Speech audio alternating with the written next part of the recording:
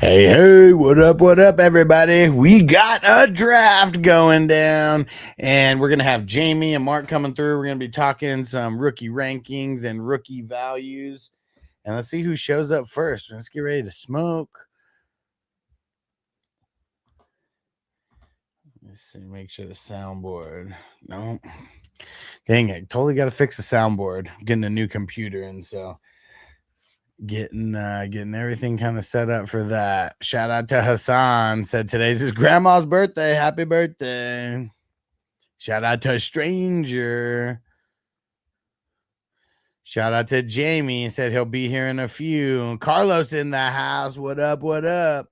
We got a live draft that's starting here in a few minutes, and we're going to be talking some rookies and rookie values. So really curious to see what everybody's thinking about. We just a lot of rookie talk. Yes, I cannot wait. See what everybody thinks. So make sure you guys stick around. Jacoby Lane, all right. Yeah, I got to. I'm pulling up all the draft results because there's still so many rookies that I don't even know where the hell they ended up going. But yeah, dude, I mean, Lane going to the Ravens. What is it? Was it third round? Something like that? I mean, pretty awesome. Hey, Stranger said best Bengals offseason since 21. Nice. I mean, Dexter Lawrence, huge. You talking about the draft specifically or like the Dexter Lawrence move? Because, yeah, I mean, that was huge for the defense.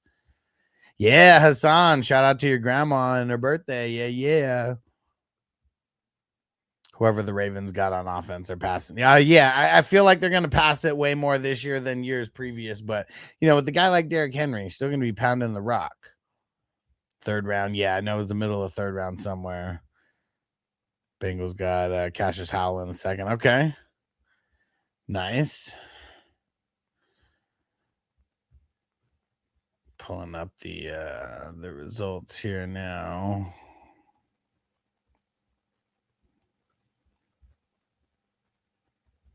And here we go. Oh, shit. I do not see a lot of green dots. Where the hell is everybody? Dude, guys are going to auto on the fast draft. Come on.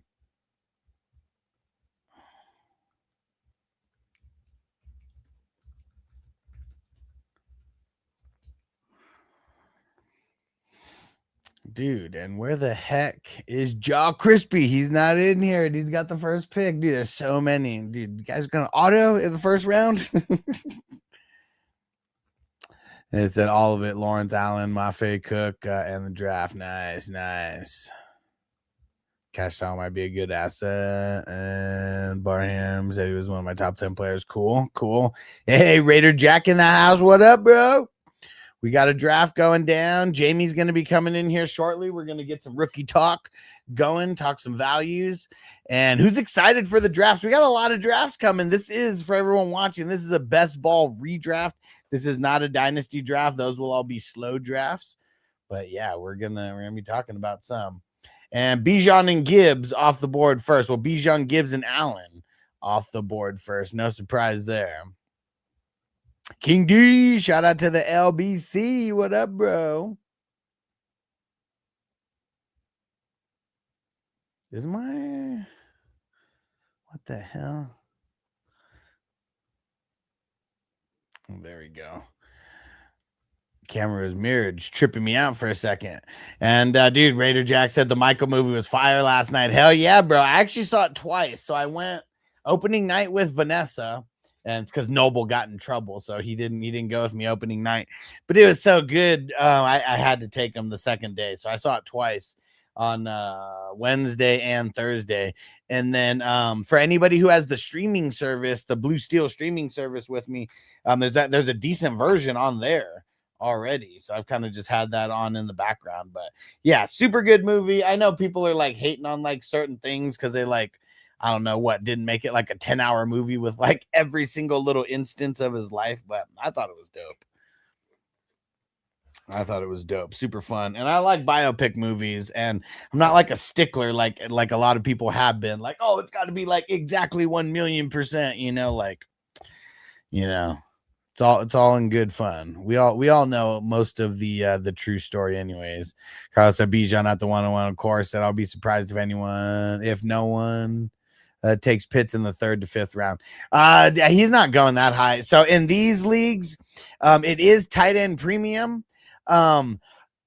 It's tight end premium, but there's no tight end spot. So you're not the guy like Pitts just not going to go that high. He just wouldn't. And also, it's not a dynasty; it's a redraft. Oh, for sure, they're making a part 2. Yeah, and I don't know if you heard, like they had to change. Like it was supposed to come out last year, but they had to change the whole like 3rd act because they talked about like the allegations that happened in the 90s, the one that was happening during the Dangerous tour, I believe, and like apparently there was some kind of non-disclosure or something where they like couldn't mention like that person's name or whatever, and so yeah, they had to like completely change it around. And Theo, what up, bro? Said hope all is well. He said we'll love still the 101 in rookie drafts. Yeah, for sure. I mean, unless someone really, really needs a wide receiver or Mendoza more, you know, like I just think like Love is going like in 99% of rookie drafts at the 101. Horrible landing spot. I think everybody everybody's in agreements. Horrible landing spot. So yeah. And and Theo, click. There's another link that you can if you go to my channel, you'll see there's another feed. That one, the feed that you're on is for the cell phones. But if you get to the other feed, that's the normal like one. Yeah, and huge ass throwing down a $5. We got Jamie in the house now. What up, Jamie? What up? What a crazy weekend, man. Yeah, I thought it was kind of uneventful in the draft. Like I know that like this year's draft, and shout out to Hollywood. What up, bro? Like everybody fantasy wise was really off this year's draft because you know it's just not real top heavy. I mean, for the IDPs, I feel like defense stole the show, and I feel like there's going to be some random people who got drafted 3rd, 4th, 5th round that make an impact because it always happens that way, right? Oh, always. Yeah, there's some late round guys that I'm still going to be on. I'm still trying to digest everything though right now. Yeah, like I didn't even like I was talking to Pam, she was asking me a question in the DMs and she was like, Chris Bell from Miami just went in my draft. And I was like, shit, it's such an awesome spot for Chris Bell. It is. He might be like redshirted the first year because I know he's dealing with some kind of an injury. So he might not be impactful this year. But in Dynasty, that's someone you can just throw on the IR or in your taxi squad. For sure. For sure. Especially like this year with all the Dynasty leagues that I host. We had it to where they could stay in there for 2 years. I bumped that up to 3 years now. That's a good idea. We increased the taxi squad spots and bumped it up to 3 years. I feel like there's a lot of guys who just prematurely get cut from the taxi squad who shouldn't. And then like, you know, they make it to your regular roster and then their ass gets cut from there, you know, and then like a couple months later, they end up being like, you know, relevant. Yeah, it's 3 years. It's 3 years now. So it says 2 years experience, I believe. And yeah, but that's what it means. Like you gotta get them out of there when they're on their 3rd year now, not when they're on their. Now you have to be careful because sometimes you can't add someone that's on their 2nd or 3rd year, depending on your settings. Yeah, that part has not changed. That part's not changed. It's still you can only add rookies there. The Gunmaster, what up? He said, you think the Buccaneers do you think the Buccaneers done any better in the draft? Could have done better. I mean, I like their first pick. They got Bain with their first pick, and I feel like, you know, there's some issues with him that made him drop a little bit lower. Nothing like that has to do with how good he's been on the field. For me, man, Ted Hurst shot up my rankings. I already had him as like a late 2nd round value. I'm willing to probably take him like 203. as early as maybe 202, depending. But I like that for Ted Hurst because you got Mike Evans. He vacated all those deep ball targets, right? And Yep. that's what Ted Hurst is good at. He's got a nice catch radius. He's going to be awesome in the red zone. He's got the touchdown upside. Like the dude's got like a 99th percentile jump. What up, So TJ? I like that. Yeah. So he was one of the guys who you were saying that you liked coming into the draft, right? Oh yeah, yeah, and just that landing spot, it just solidifies it, man. Because I think it hurts Jalen McMillan more than anything because you got Ibuka. Probably. He's got his role. You got Godwin. You know, he's got his role. So I just like the Ted Hurst role. Yeah. Carlos said, I love Hurst, good player. Yeah. Because we really don't know how relevant what's his name? Godwin is gonna be, and that's if he can even stay healthy. True that. And I don't think they got any tight ends. So what? I instilled their tight end one. Yeah.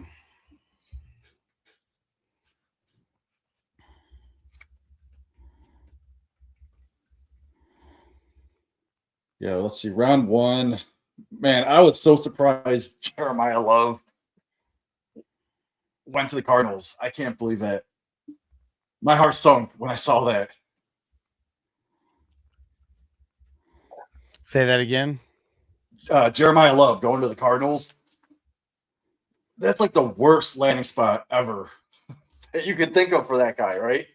Yep, for sure. And it ruins Tyler Algier. He just got Algiered again because remember Bijan came in the second year. Now he goes. I thought he was going to get like 60% of the snaps, maybe. I don't even see 30% anymore. For Algier or what? For Algier. Like, oh yeah, like he got paid like good backup money. Yeah, that's about it. But that even when he got that money, I said it at the time. It's either real cheap starter money or it's really high backup money. One of the two. Mm-hmm. And I don't know if the Cardinals had it in their. I don't know if they had it in their bag the whole time that they were going to pick him at number 3 if he was there, but they tried trading. They tried trading back because they didn't want to take him this high. Yeah. But everyone called their bluff, so they weren't able to make a trade. Yep.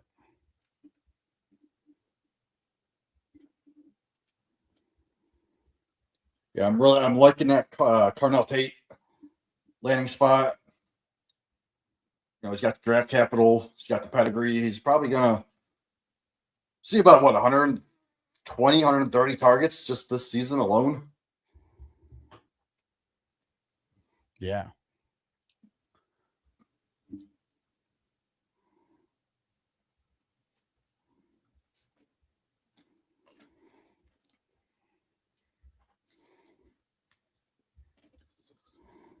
So the Browns, I'm a Browns fan. Mm-hmm. They had a really good draft for NFL purposes, but it sucks for us fantasy players because people are so high on Concepcion, right? He's talented, slot guy, and other people are so high on Boston. I really wasn't, but for fantasy purposes, it's the Browns. Like, how could you be excited about that? No. And who is the other guy who is the other wide receiver that they got? Cooper, right? No, they got Denzel Boston. Boston, that's who it is. Yeah. Man, just like fucking up their value right away. I guess could be a little bit better. Like now we get him a little bit later in the rookie drafts. And dude, I thought I don't know if you noticed, Jamie, but you're super blurry over there. I'm doing multiple things and I just totally forgot to tell you. Yeah, no, my camera's been doing that lately. I don't know what's up with that. Okay. Ever since I started putting my microphone right in front of my face, it's been screwing it up. What if I turn it? And I don't know. No one wants to look at me anyway, so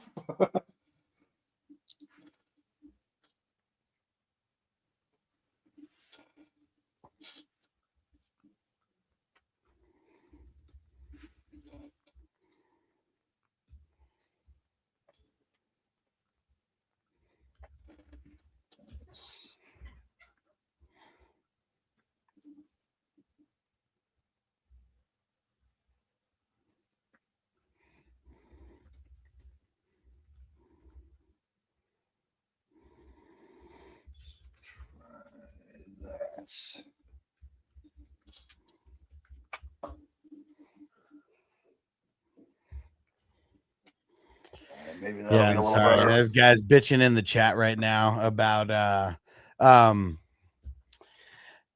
dude, like people join a lot of these drafts and a lot of slow drafts, and some people have like, I don't know, 5-10 drafts going at a time, and so the auto you know, sometimes it happens and it wasn't you know, who they wanted.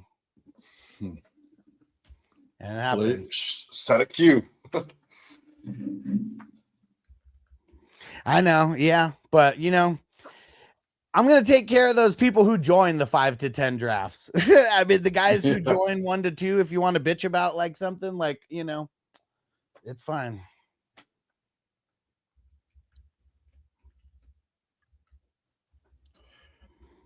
And then we got Omar Cooper Jr. and Sadiq both going to the Jets.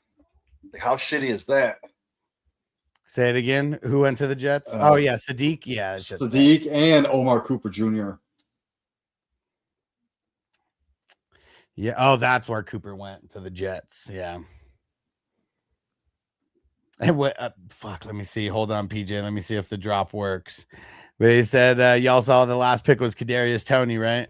Man, fuck Tony. His Browns also got Traylon Green for no reason. I mean, it's not for no reason. Not everybody's gonna pan out. Like, you know, like no matter what, like got to take some shots here and there. I mean, we didn't get to talk about quarterbacks when we did our episode, but Traylon Green was my 4th overall quarterback for fantasy. It was right behind Simpson and Neusmeyer. And there's a chance they could even use him at another position or just put him in there for packages because that dude's got legit speed. And I think he's better than Shitter Sanders.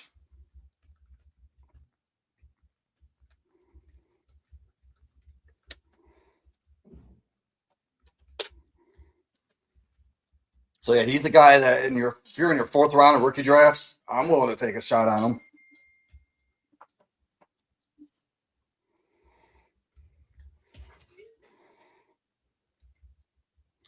Yeah, with Sadiq going to the Jets. Now, a week ago, I was looking at a team of mine, and I had like 4 tight ends, and Mason Taylor was like my 4th tight end. And I was shooting offers out like 202, 203, 204. And the 203 person accepted it because they had 0 tight ends on their roster.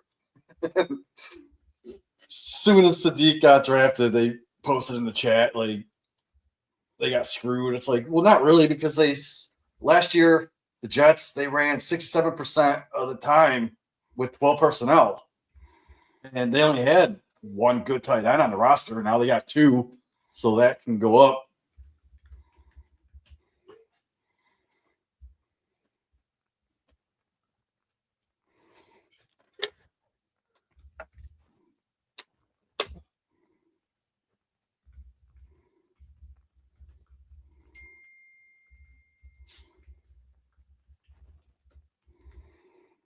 Man, I don't know why all this has to happen right when I'm live, and then if I don't answer, I'm just like such an asshole. But like, fuck, like all this is happening right now. Even with someone who knows that I'm live, they're just like texting me and just like adding, you know, to it.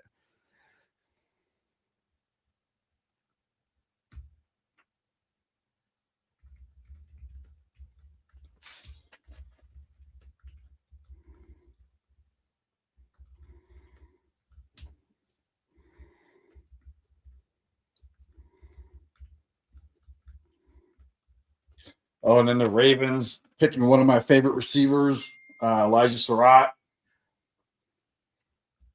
That kind of sucks because they took Jacoby Lane way earlier, like a whole round earlier. So I don't even know what to think about that.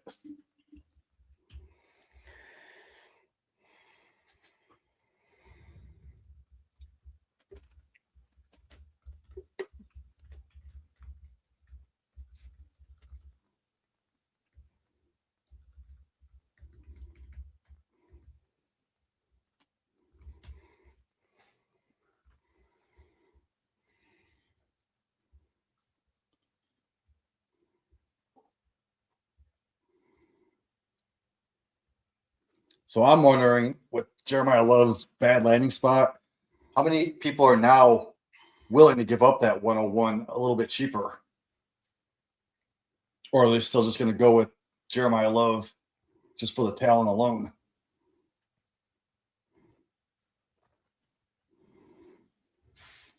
Let's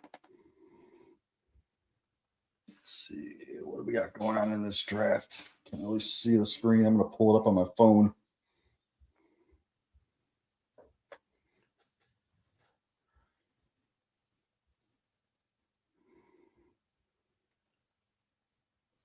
I mean, IDP drafts with the rookie draft. I'm kind of excited for that, man. Like Arnell Reese, Styles, you got CJ Allen.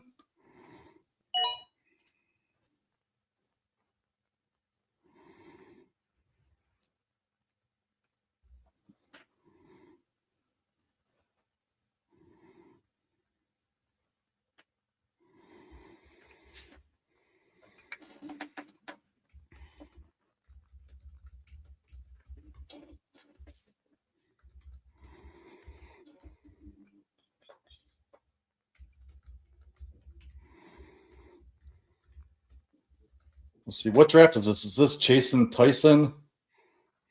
Or is this Airheads? Oh, Airheads is slow.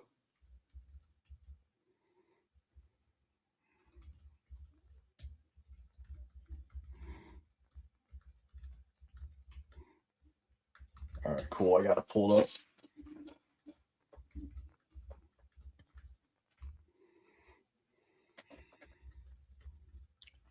So I see Jadarian Price just went.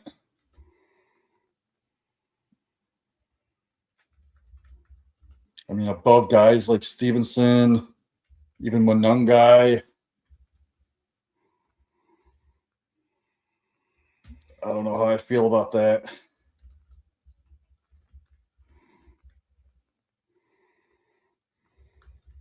So, I mean, Price was always in that backup role in college. I don't see him getting a full workload, especially Charbonnet comes back, what, week 7, 6 or 7, maybe? He's going to have dude, to. Yeah, just keep talking. I'm trying to listen. I'm just talking to the people, so don't even worry. All right, thank you. But yeah, like Jadarian Price, I know he got that first round draft capital, but it was the 32nd pick. We all seen that before with CEH, right? That was a big bust, and Jadarian Price always been a backup, never had a full time role, so I just don't see him getting more. He ain't gonna get more than like 12 to 15 touches a game, I don't think. And taking him this high in a draft, what, round 7 in a super flex?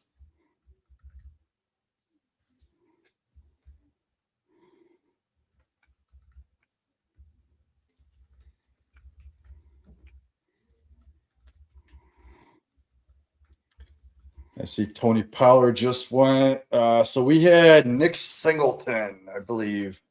Is that who went? The Titans. In the rookie draft, I don't mind grabbing Singleton late if you can get him in like the 3rd. Just because you're going to know by next year if he's actually worth anything. And if he's not, you could just get rid of him.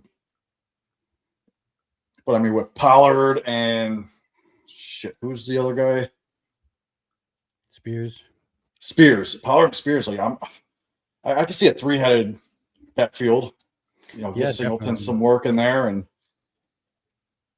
eventually, I mean, injuries are going to happen. So maybe you can get like a 50-50 split.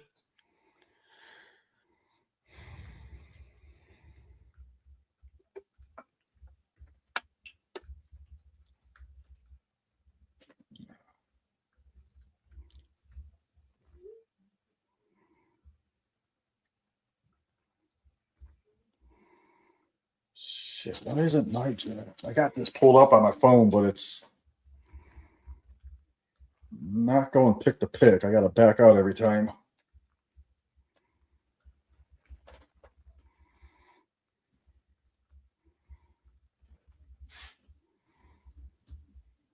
Let's see. I know the Bears drafted another tight end that I liked.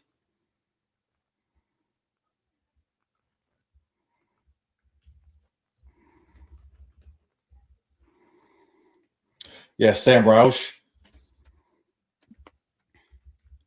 That's kind of a bummer because I just don't. He's definitely not taking over Loveland, man. But then again, injuries happen, right? Hell yeah, and they happen And all the time. And that was the 69th pick. That pick was traded like 6 or 7 times. Yeah, it's because that pick always ends up being bad. Yeah. And not really bad, but like I just remember like Tank Dell, he was a big pick at 69. I don't even know however many years ago. And it just seems like that pick always turns into like some kind of injury prone player. And I don't fucking know why, but because that's really weird.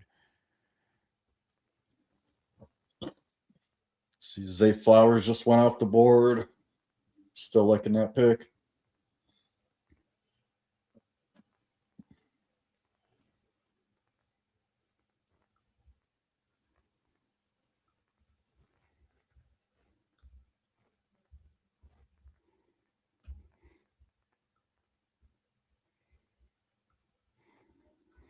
Yeah, and so I'm just drawing a clear line in the sand on the changing of picks moving forward, that if it's a misclick or something that's mentioned like right away, that could be changed. But yeah, the auto picks can't be changed anymore.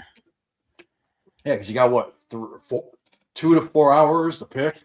Well, just 1 hour at the end for the last like 6 rounds or whatever. But yeah.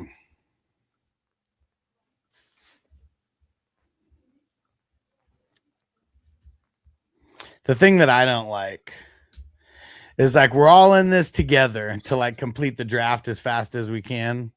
And like I know that there's a bunch of people who they'll get mad that at certain people that they know are like that they're like wasting time on the clock, but they'll never retag them.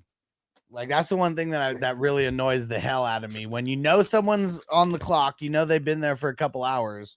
Like, why not just retag them instead of like talking shit like under your breath or like, because I know that shit happens with people, and not under your breath, but just like talking shit behind the screen or whatever.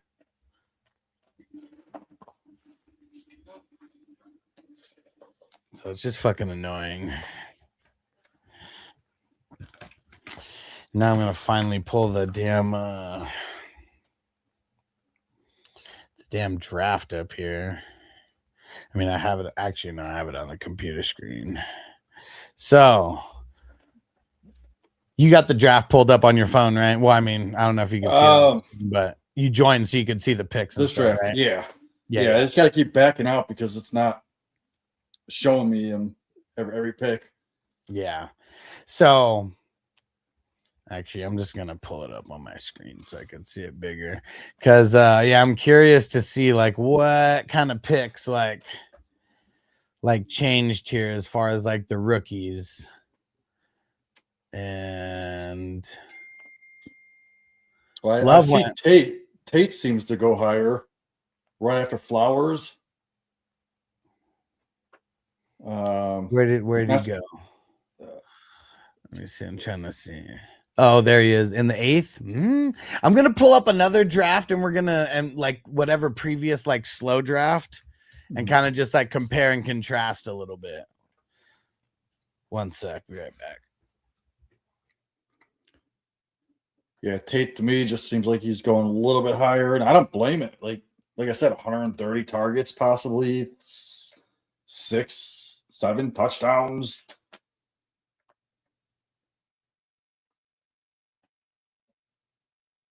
Like it's going to be him and Wandale pretty much getting all the targets.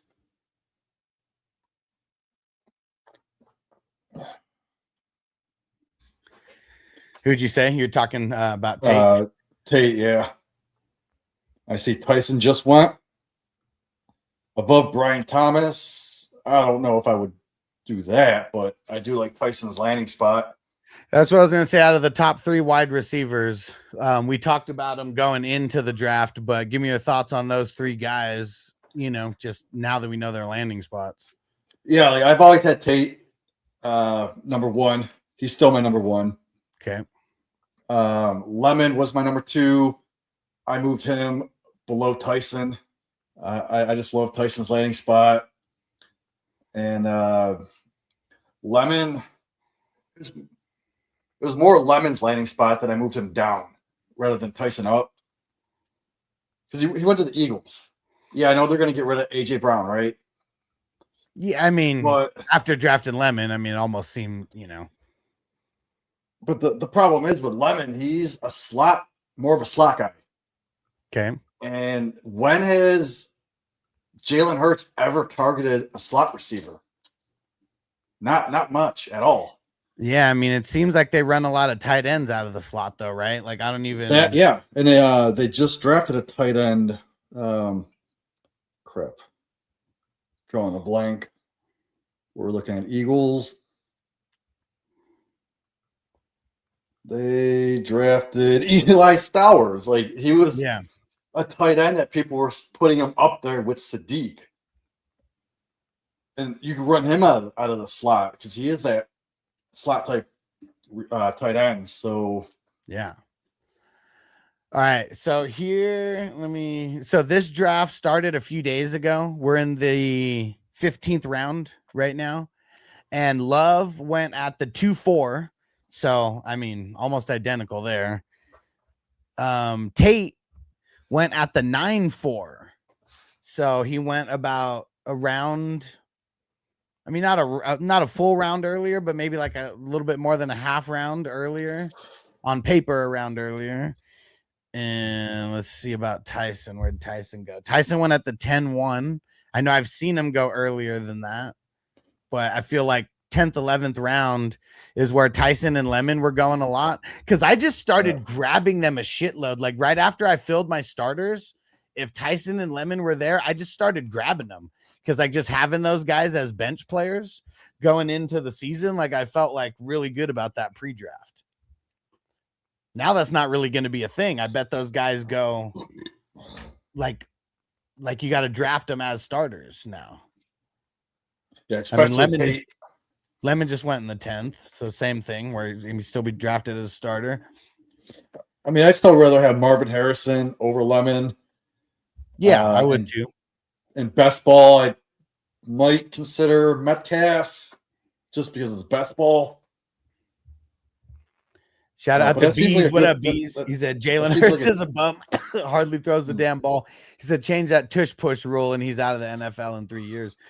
The one thing that I'm really curious about, and shout out to Robert, I'll answer your question here in a second. The thing with the tush push is how can they make something legal on offense but illegal on defense? Like that's the part that I really don't understand about all of that. I know it's an offensive league, but yeah, I don't know. I've never really understood that part of it where it's illegal on defense but perfectly legal on offense. And Robert said in the rookie draft, what would be a reasonable draft if someone wanted to move up to the 107 from the 107 to the 104? I don't know. I don't know about you, Jamie, but I feel like that's a really huge jump in this year's draft. Literally from the 105 to the 106, I feel like it's an insane tier break this year. Am I wrong about that? No, you're right. 105, even pre-draft, 105 was that break for me. Now with Concepcion going to the Browns and Sadiq with the bad landing spot, I'm not interested in them right now. You're gonna have Price possibly get reached on in that 105, 106 area. So you might have Tyson or Lemon fall to you at the 106, but I don't see it happening. Right. I feel like unless it's a super RB needy team that jumps Price into the top 5, I feel like that. Love, I just feel like is number 1. Unless it's like some super, specific case where someone like is in dire need of a quarterback, but even Mendoza is probably not going to start year one. So even like dire need of a quarterback is still not a good pick. Or unless you wanted to get a Tate or Tyson or whatever, because you really, really needed a wide receiver and you're super stacked on running back. Other than that, I feel like it's Love at number 1. And then it's just going to be a big clusterfuck between 2, 3, and 4 of Mendoza, Tyson, Tate, and Lemon. Because I know that as time goes on, people are going to start. I don't know. I just don't think it's as cookie cutter. I mean, like maybe Tate is, but I don't know. I know there's going to be people who really like Lemon because he went to the Eagles. Yeah, the disrespect to the Super Bowl MVP is wild. People still hate on Darnold like crazy, man. And Stranger said, thanks, Huss. He said, I've been saying that for years about the tush push, especially since it's supposed to be a player safety rule on defense. Yeah, exactly. Like, how is it not a safety rule on offense? A player safety rule on offense, but it is on defense. Like, that never made much sense to me. So, yeah, I feel like they need to either change it on defense or change it on offense, one of the two. And I feel like, yeah, like because of like the Eagles, it's like they can't change it on offense because it really only affects them and that's it. And that would just be super weird. So just get rid of it on defense, The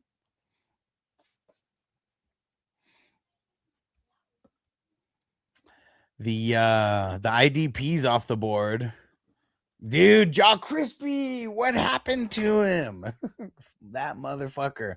He's autoing, and so he got Hutchinson, Crosby, Parsons, and Bosa already at IDP. Man, at least he got the 2 quarterbacks, man, but he doesn't have 2 running backs yet. Let's see. What pick is he at? He got the number 1 pick. Oh, I see. Okay, I see that now. Dude. And King D said, yep, agree, Huss. No more changing the pick for people on auto pick. Yeah. Yep. It's just, it's the line need to be drawn in the sand. And yeah, I'm just late, was late to the party, especially with this one, though. I think this one, I don't know if this one, I feel like this one was a misclick because he picked JCM in the fucking like 6th round or something like that. Yeah. And there's no way that would, yeah. Especially, I think they just drafted someone. B said, I hope they voted out, but can't stand to watch that shit. Yeah, it's annoying, especially because, like, I don't know. It's different on the goal line. It's different 1 yard, but like when you start doing it multiple times, to get like 5 yards or whatever, and you're doing it 2 or 3 times. I mean, that shit just gets annoying, man. And like, also, is that one of the reasons their offense took a step back? I know they had some injuries and stuff, and I know everyone was gunning for them after winning the Super Bowl, but that they practice that shit so much that it takes away from other things. I'm going to grab another beer real quick. Because when they practice it, that like they're practicing it for their offense. But they're really practicing it to make sure that their defense can stand up against that if anybody ever tried to do it against them.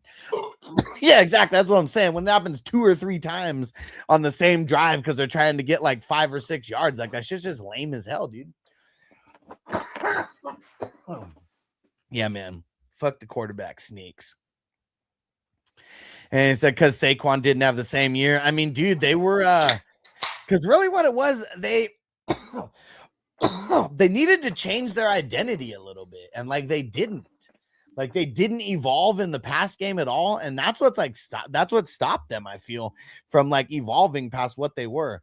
Because dude, if you're just gonna keep calling the same bullshit plays and like Saquon's not like, it's like when Ricky Williams was on the podcast and he talked about his 2 years like back to back where he still might hold the record for the most touches in back-to-back seasons. It was like over 700 touches or some shit like that. And he was like, year 1 was great. He averaged like 4 yards a carry, 4.2 yards a carry, and some shit like that. And then it was like the next year after that, he said that next year hurt. He said he only averaged like 3.2 yards a carry or some shit like that. He said that year was not fun. He said he was getting hit in the backfield like damn near every time. Yeah, because Hurts can't throw for sure. What up, Robert? So what do you think about the draft so far? I think it was pretty underwhelming. I think like the people who are really hating on this year's draft class will be like, yeah, see, I told you guys this was going to be a horrible draft class. Because it seems like a lot of guys didn't go to teams that we wanted them to. Like Love going to the Cardinals, like horrible pick. Just some of the wide receiver spots. Like, I mean, even Tate going to Tennessee, like, yeah, he's going to get a bunch of work, but man, goes to one of the shittiest offenses, in the entire league. And like, we hope that Cam Ward takes a little bit of a step up. But yeah, not even, we didn't even think of Tennessee as like a super high volume passing offense, but I think the IDP won this draft. Like I feel like there's going to be a lot, right? Jamie, can you think of any like really relevant like IDP players? I mean, obviously Reese, like those top guys are going to be dope, but can you think of anybody who just is on your radar for whatever reason in the IDP world? Hold on, let me pull up this draft real quick. Where the fuck did I put it? Here we go. So yeah, and IDP drafts. At the end of the first round, I see some IDP players going off the board. You got obviously Reese, you got Styles, you got CJ Allen, even Caleb Downs.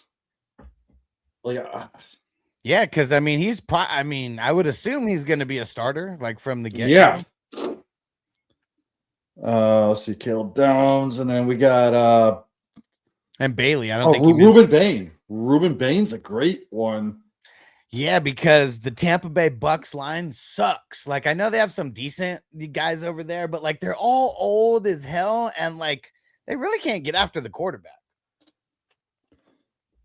Yeah, so I mean, I can see Reese, Styles, and like CJ Allen going at the end of first rounds of rookie drafts. Because after you hit that, that'd be crazy. Because that rarely happens. Well, you have unless to you're think, in a really, really deep league.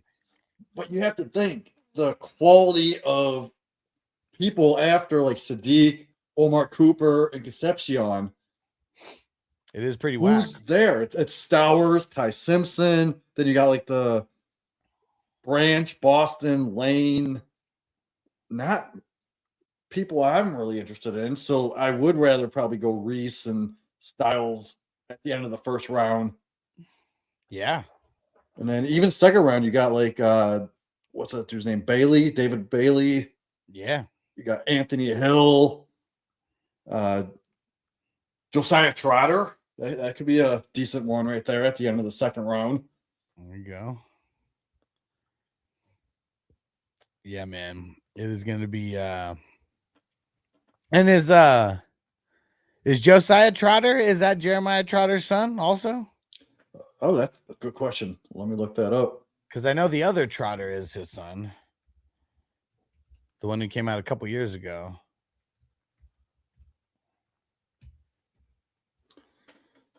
Dude, fuck yeah, he is. Man. Yeah, yes, he is the son of Jeremiah. Yep. Dude, just spitting out NFL prospects, man.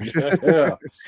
And the other I forget his fucking name. The one who went to the Eagles, like he really hasn't been shit. And with Jihad Campbell coming over there, he's probably just gonna be a backup for a while. So I'm curious what and this Josiah was drafted a lot earlier because the other Trotter, I think, was like a 4th rounder or 5th rounder. Yeah, man. Yeah, so I mean, after Trotter, I really don't see many that I'm excited about. I mean, Jacob Rodriguez, possibly.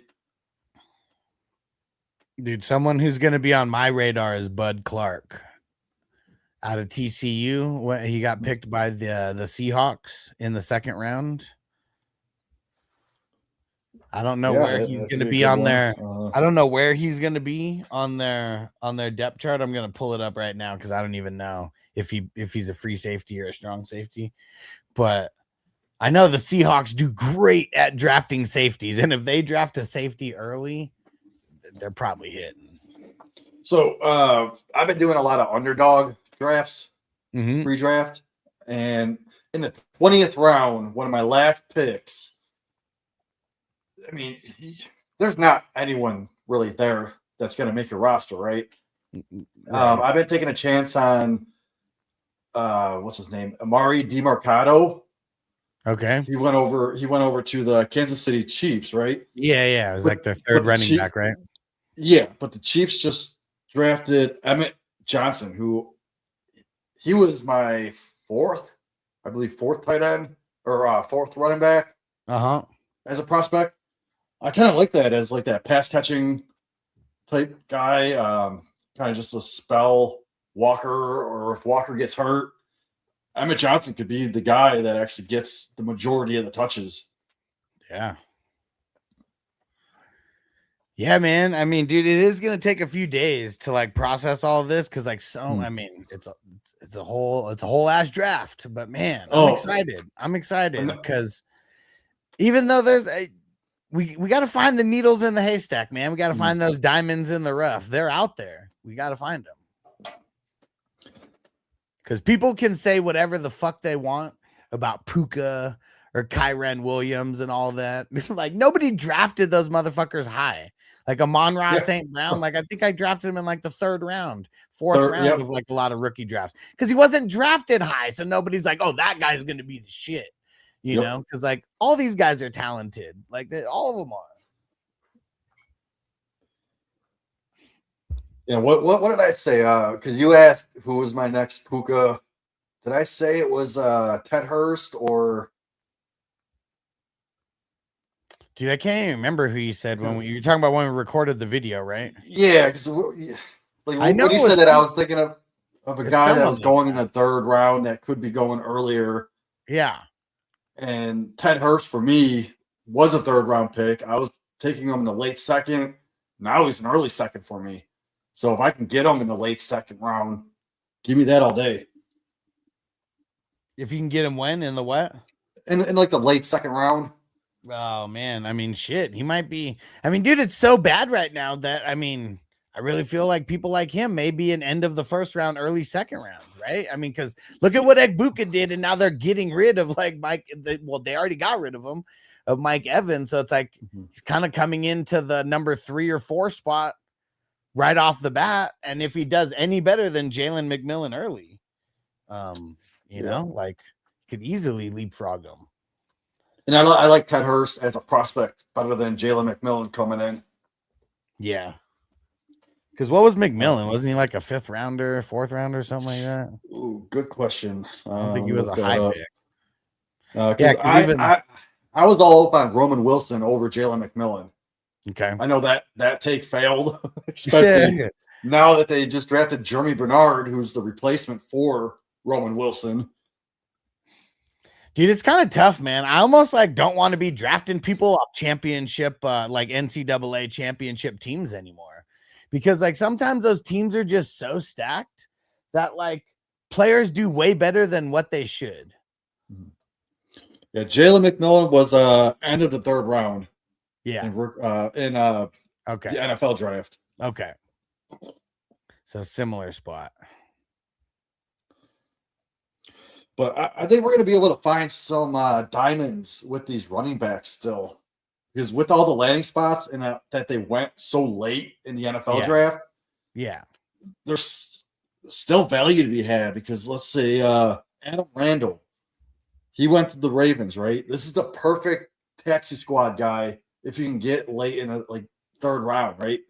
Because he's very, very similar to Derrick Henry. And also and just to like, you know, just go back a couple drafts, like Bucky Irving was drafted in the 4th round at 125th, you know, pick overall, you know, so like they just need the opportunity. It's like, it's finding those guys that are in the right situation to where their number ends up getting called earlier than others. Yeah. Kyle Monangai last year, he was a 4th round pick, I believe. Yeah. But one guy, like everyone was so excited about Mike Washington. Yeah. And going to the Raiders behind Genty, he's going to fall. But you got to remember, dude, people get injured. Yeah, for sure. And like they have no one else besides There's Genty. no competition. Yeah. Exactly. So if Genty does go down, Mike Washington is going to step in, and he could be a huge value. And I see the rookie mock someone did today. He went 401. yeah, I mean, fuck. So like That's like almost as pre-draft. late as he went in the NFL draft.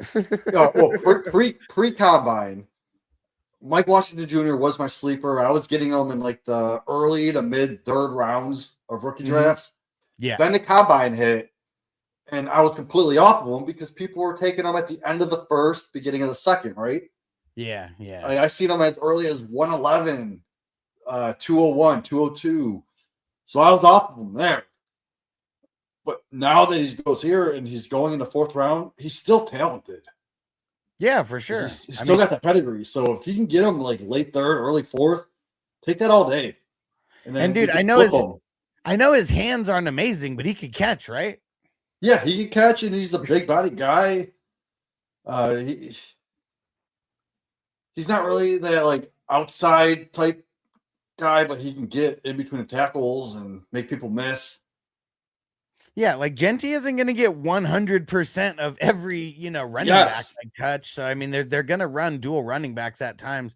And like, it's not like they have a bunch of wide receivers. I mean, they have Bowers, but like, they don't have a bunch of wide receivers over there. Like I'm assuming they're going to get him in the mix, and he's just not going to be like some bench warmer who gets like no touches at all. Yeah, they'll give him some carries, and they'll just warm him up. So in case something does happen to Genty, he could just step right in. But also, like, why would you workhorse like Genty into the ground when your team's not that good? Like, either. Like, I mean, I know. I mean, really, you just should not want to get Genty hurt. That's really like what it is. While you, wait for Mendoza to kind of marinate a little bit for this first year. But I don't know. Another landing spot, running back that I kind of like. I didn't like this prospect, but Desmond Claiborne. Okay. He went to the Vikings, and you have to think the Vikings don't have anyone that I'm really excited about. I mean, you got an old ass Aaron Jones, and then Mason. What the fuck's his name? Mason, whatever.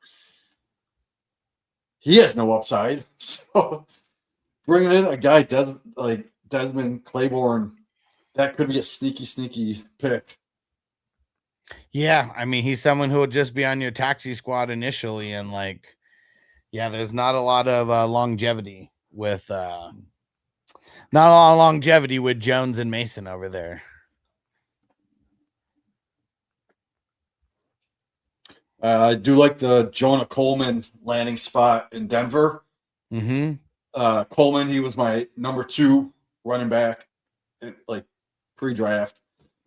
I think I'm still going to keep him in that area, like 2-3. I guess even I have above to Price. I was going to say I guess I have to keep Price above him just because of that. I mean, you get drafted in the first. Ken Walker's gone, and Charbonnet is going to be hurt. I mean, not playing for a little bit. Like he's got to be there because he's going to be in the mix right away. Exactly. So I think you kind of have to put him there. Yeah. But Jonah Coleman, man, and that offense with Dobbins, he's always going to be injured, right? RJ Harvey, we saw it last year. They didn't really use him that much. Yeah, I'm curious how that's going to change this year too. And did Justin Jolie go to Denver? That's going to be a sneaky freaking pick. Let me just confirm that because it was late. Yeah, I still haven't even gone through all the draft picks. I go to the next. So where Justin Jolie? Justin Jolie. He went to Denver. Okay, and he seems like that kind of tight end that Sean Payton just completely loves. And there's no tight end in that room that I'm actually scared of. That I can't. I don't see Justin Jolie just taking a back seat to any of these guys. He can be used right away. What up, Jacob? He said, question. I got 5 2027 first round picks in a 10-man, 2 QB league. Should I trade some of my remaining good assets to get 3 more 2027 first? Well, no. I guess if you're okay donating this year, and having a bunch of fun next year, I mean, do it. That will be fun. But like, I usually break the teams down in 3 tiers. You're either a tier A, you're going for it now. You're a tier B, you're kind of rebuilding, but you're a playoff contender, or it's just a project. That's the tier C, where you're probably not even a playoff contender. If you're not a playoff contender, yeah, go ahead and do it. Have some fun. And even if you don't draft anybody in that draft, you could probably trade those picks for an entire starting roster. Yeah, and Alex, I know you always said in a 10-team league, you want studs because it's so hard to make up. Like, depth doesn't matter in 10-team leagues. Doesn't. So go make those 2-for-1 trades when you're getting a stud. What I would do is I would look at which 27 first is projected to be like one of the later ones. Trade that 27 first for like the 103, 104, so you can get like a Tate or a Tyson, because those guys have opportunities to be studs in this league. Yeah. Yeah. Then you take your shot. And then next year, we're going to have 5 quarterbacks that are going to have like first round grades. So, I mean, you can get 2 of them easily in that draft. Yeah, next year is going to be insane with the quarterbacks, because this year, like, Mendoza might not even start like right away. I don't think he is, with as much money as they gave Cousins. Like, it would be stupid for him to start this year. You give him 1 year to learn, and then he comes in second year, like ready to go. I could see him even throwing them in like week 8 or 9 if they're not really competing, just to get them some reps. Dude, I guess I'm torn on that idea, because I know it happens. I'm not saying that it won't happen. I guess I'm just torn on that happening, because I feel like throwing someone in there on a shitty team, it's more than likely to go bad than good. Because like, we're talking about stars of college, guys who probably aren't used to losing like at all. And like, you're just going to throw them in there at the real shitty, team that's doing like horrible. And if they don't have an instant like uptick, for that team, it's like mentally it could just go completely south. That's what I kind of think. Yeah. But you gotta think also, if they're completely out of the playoffs by like week 12, 13, you got to get them in there for some reps. I don't think so, because if you're that good, I feel like it's more between the ears that you need in your first year. I mean, look at Patrick Mahomes. Like, Mahomes only played 1 game as a rookie, and that was because they clinched the playoffs. And, like, that was it. That was his 1 game to play. I think he threw for like 200 and something or 300 yards. Like, if you're ready physically, you're just always going to be ready physically. Like, they got to get ready mentally. And like, I don't know, look at a guy like Trey Lance, who they get in there so early, and then you get hurt, and then it's like, it's all mental. Like, and then you lose your job and just everything, man. It's all mental. And B said they're gonna give him the Jordan Love treatment. I mean, I don't know if they're gonna have that long to give him. Like, I don't know if they're gonna give him 4 years, but dude, at least 1 year, like, it's, if these guys were going on a good team, that's different, but they're not. They're going on like the worst teams, possible, if they're a high first round pick, unless somebody traded for it. That's really what it is. If they were on good teams, shit, you'd be able to throw them in right now. But it's because they're on shitty teams that, like, yeah, I just feel like it's best to let these dudes marinate for a year and learn. Because there's a way big difference between a college quarterback and an NFL franchise quarterback. Yeah, speaking of Trey Lance, his brother going to the New Orleans Saints. Okay. Is he a quarterback? No, he's a wide receiver. Okay. So you add Tyson, you add Oscar Delp at tight end, and then you add Bryce Lance. That's a big win for Tyler Shough. Like, I just can't see how Tyler Shuck's going to fail this year. And dude, we were talking about it. Remember how we were like, man, if like Tater Tyson can go somewhere where they're not the number one, it's going to be so sick. And we were talking about the Saints. Yeah. Man, that's so awesome for Tyson. But then again, you have Olave, who's kind of got injured, right? Yeah, but I'm just then saying. you have Tyson, who gets injured. So I'm just saying we're assuming health for everybody right now. Yeah. So we can't. Yeah, I don't want to start thinking about injuries yet. but I do know a lot. Don't blow a my lot buzz, of people, Jamie. All right, don't blow my buzz. I don't know much about Bryce Lance. He wasn't on my radar, but I do know a lot of smart people in the industry that were on him. When did he get drafted? So pick 136. It's like fifth or fourth or fifth.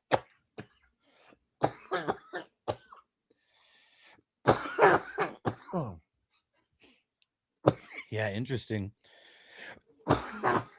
Yeah, I wasn't. I wasn't. The reason aware I of wasn't on him, like, he's a 5th-year senior. Okay. Only 2 years. Which I don't hate on people if they're 5th-year seniors, you know. Well, yeah, Like, I know remember, a lot of people do though, because they should have already been drafted like 2 years ago, right? well, with the COVID year that we had, plus Well, the now we're past NIL, the COVID year. Now everybody. I think did we're not play during hitting COVID. the end of it right now. No, Right? This is dumb. Everyone who's been playing right now did not play during COVID. 2021 would have been their earliest years. But you also had like redshirt freshmen that gave them an extra year. I guess I forgot guys could play more than 5 years, right? Yeah. If they're redshirted, I believe that's what it is. Well, the red shirt, usually the red shirts are the ones who are 5th-year seniors. I guess now, like, because of like guys could go play at JUCO and like all that shit. Like, I mean, I guess all that would still be in the mix. But yeah, I thought that all the guys who are drafted right now, the earliest ones started in 2021. That's what I thought.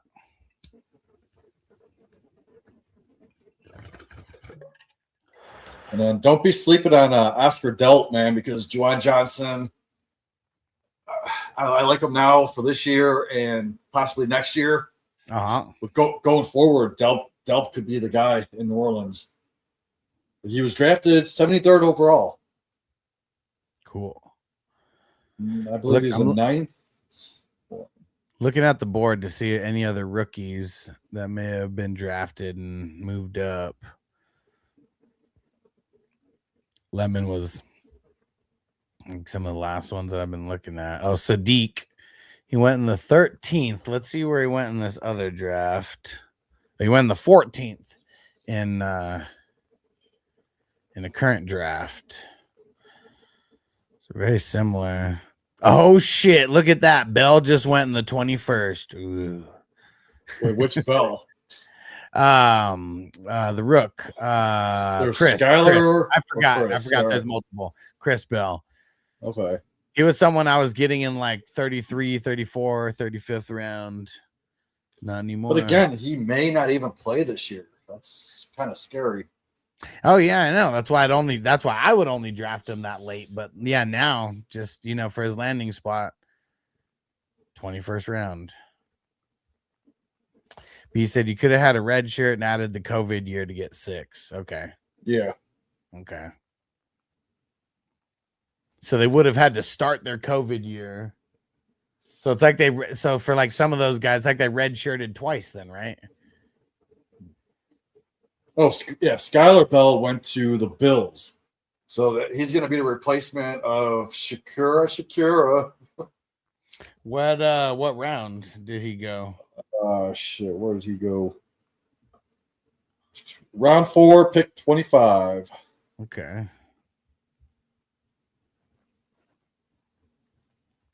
That's another pick that was traded 5 times. Holy shit. First it was the Bears and the Chiefs and the Patriots to the Bills. Interesting. And if anybody wants to get a draft grade, we'll do that soon. I'm only grading the starters now. Or at least who's drafted as a starter. And yeah, we're just gonna keep smoking more. And I'm just looking on here to see if anybody else. It doesn't seem like this one changed a lot, compared to the drafts that were. I mean, Chris Bell, I just shouted him out. I mean, that's someone who's getting drafted hella late. But oh shit, look at that. Bailey went in the 19th round. I'll usually never draft rookies in these best ball drafts for defense. Because you just never know. Yeah, especially linebackers where they're probably not going to be playing much. Yeah. Robert said before the draft, Sadiq sometimes fell into the 18th, 19th round. Yeah, I believe it. I mean, does he fall farther now that he's a Jet? Yeah, well, that's what's funny. I mean, in this one, he went in the 13th round. But yeah, it sucks, man. Because like Mason Taylor, I don't know. Like, are they gonna run multiple tight ends? Well, I did mention earlier that they ran 67% 12 personnel last year, which was third highest in the league. So now that they have two legit tight ends, that can go up. Yeah, definitely. But then again, they did draft Omar Cooper Jr. Yeah. So that's going to take some of those short passes away. And you still got Mitchell over there. So, I mean, A.D. Mitchell, yeah, he was one of my deep sleepers. You know what's funny is like I talked about him like during the draft when he got drafted. Like he would like, you want to see a guy just be excited when he gets drafted. I mean, even if you get drafted by the Browns, you just want to see that guy be a little bit excited no matter what, even if he's just putting it on for the camera. Mitchell looked pissed. Like he didn't even want to put the hat on. He was so mad. Like you could just tell. And not like he was like throwing the hat or anything, but you could just tell his facial expression. And I was like, that's what happens when you get drafted and paired up with Anthony Richardson. Like people just aren't going to be happy. And it's so crazy that he went to the Jets and he's happy. That's how bad Anthony Richardson is. There is a receiver. I know a lot of people were high on him. He was more of like a late second, early third rookie pick for me. But Antonio Williams got drafted in the third round by the Commanders. Yeah. So that could be something, man. Yeah, because they really don't have any. I mean, who do they have over there besides Scary Terry? Nobody really. Luke McCaffrey. Right. And he's been a lot of nothing the last couple years. Yeah. I seen a draft today where Antonio Williams went at the 112. Yeah. That seems early for me, but I guess if someone believes in it. I mean, I just feel like once we get past that top 5, there's going to be a lot of subjectiveness. Like maybe you could say top 6, maybe just Sadiq gets drafted at the 106, like a lot. But outside of that, like I feel like we're going to get shocked by a lot of these picks. I feel like all the 108s, 109s that I have, I'm just going to stick to my pre-draft process. And I'm just going to go with like the Sadiqs or the Concepcion or the Omar Cooper Jr., even though they landed in bad spots. And I'm going to try to trade some of those picks if I can. If people are just like really wanting, I'm just going to try to move for some established pieces already. There's going to be a lot of dart throws I feel that we're going to have to make.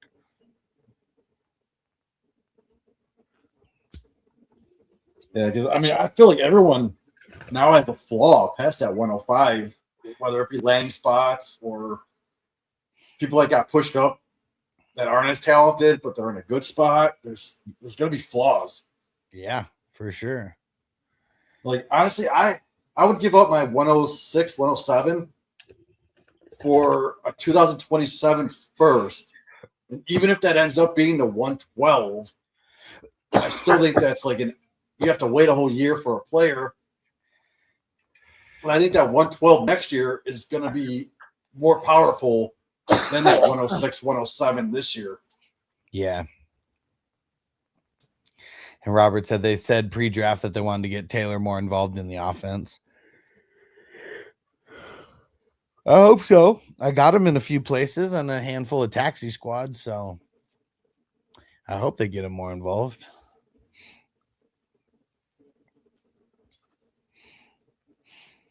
We're nearing the 24th round here. Probably gonna cut out of here pretty soon. So if anyone wants to get a draft grade, throw it in the chat now. Yeah, Don't forget to hit that like button. And make sure you subscribe, turn on that bell so you always get the notifications.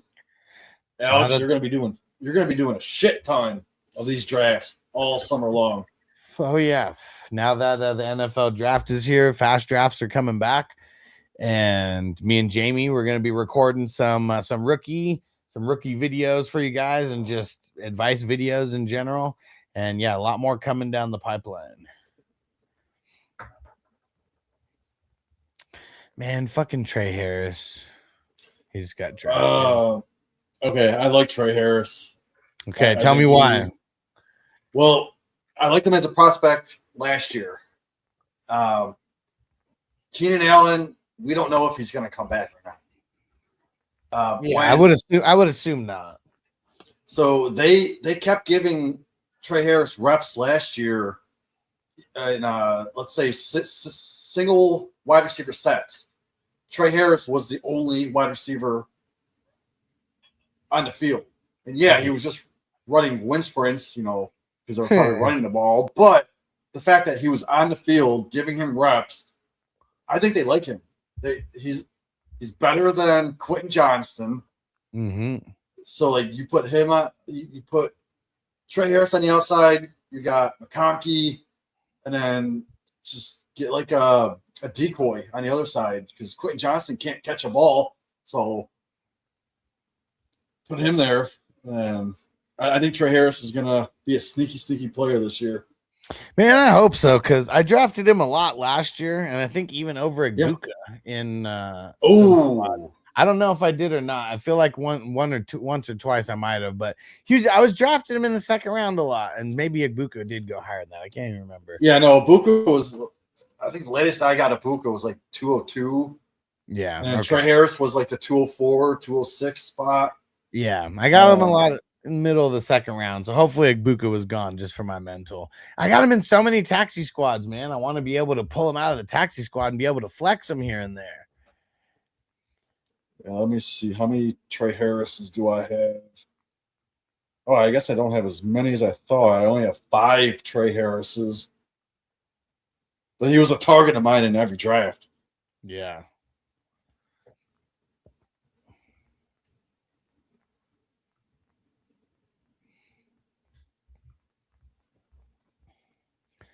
All right. I think it's time to smoke more weed. Who's in the chat and smoking with me? Who's in the chat smoking with me? Let me know.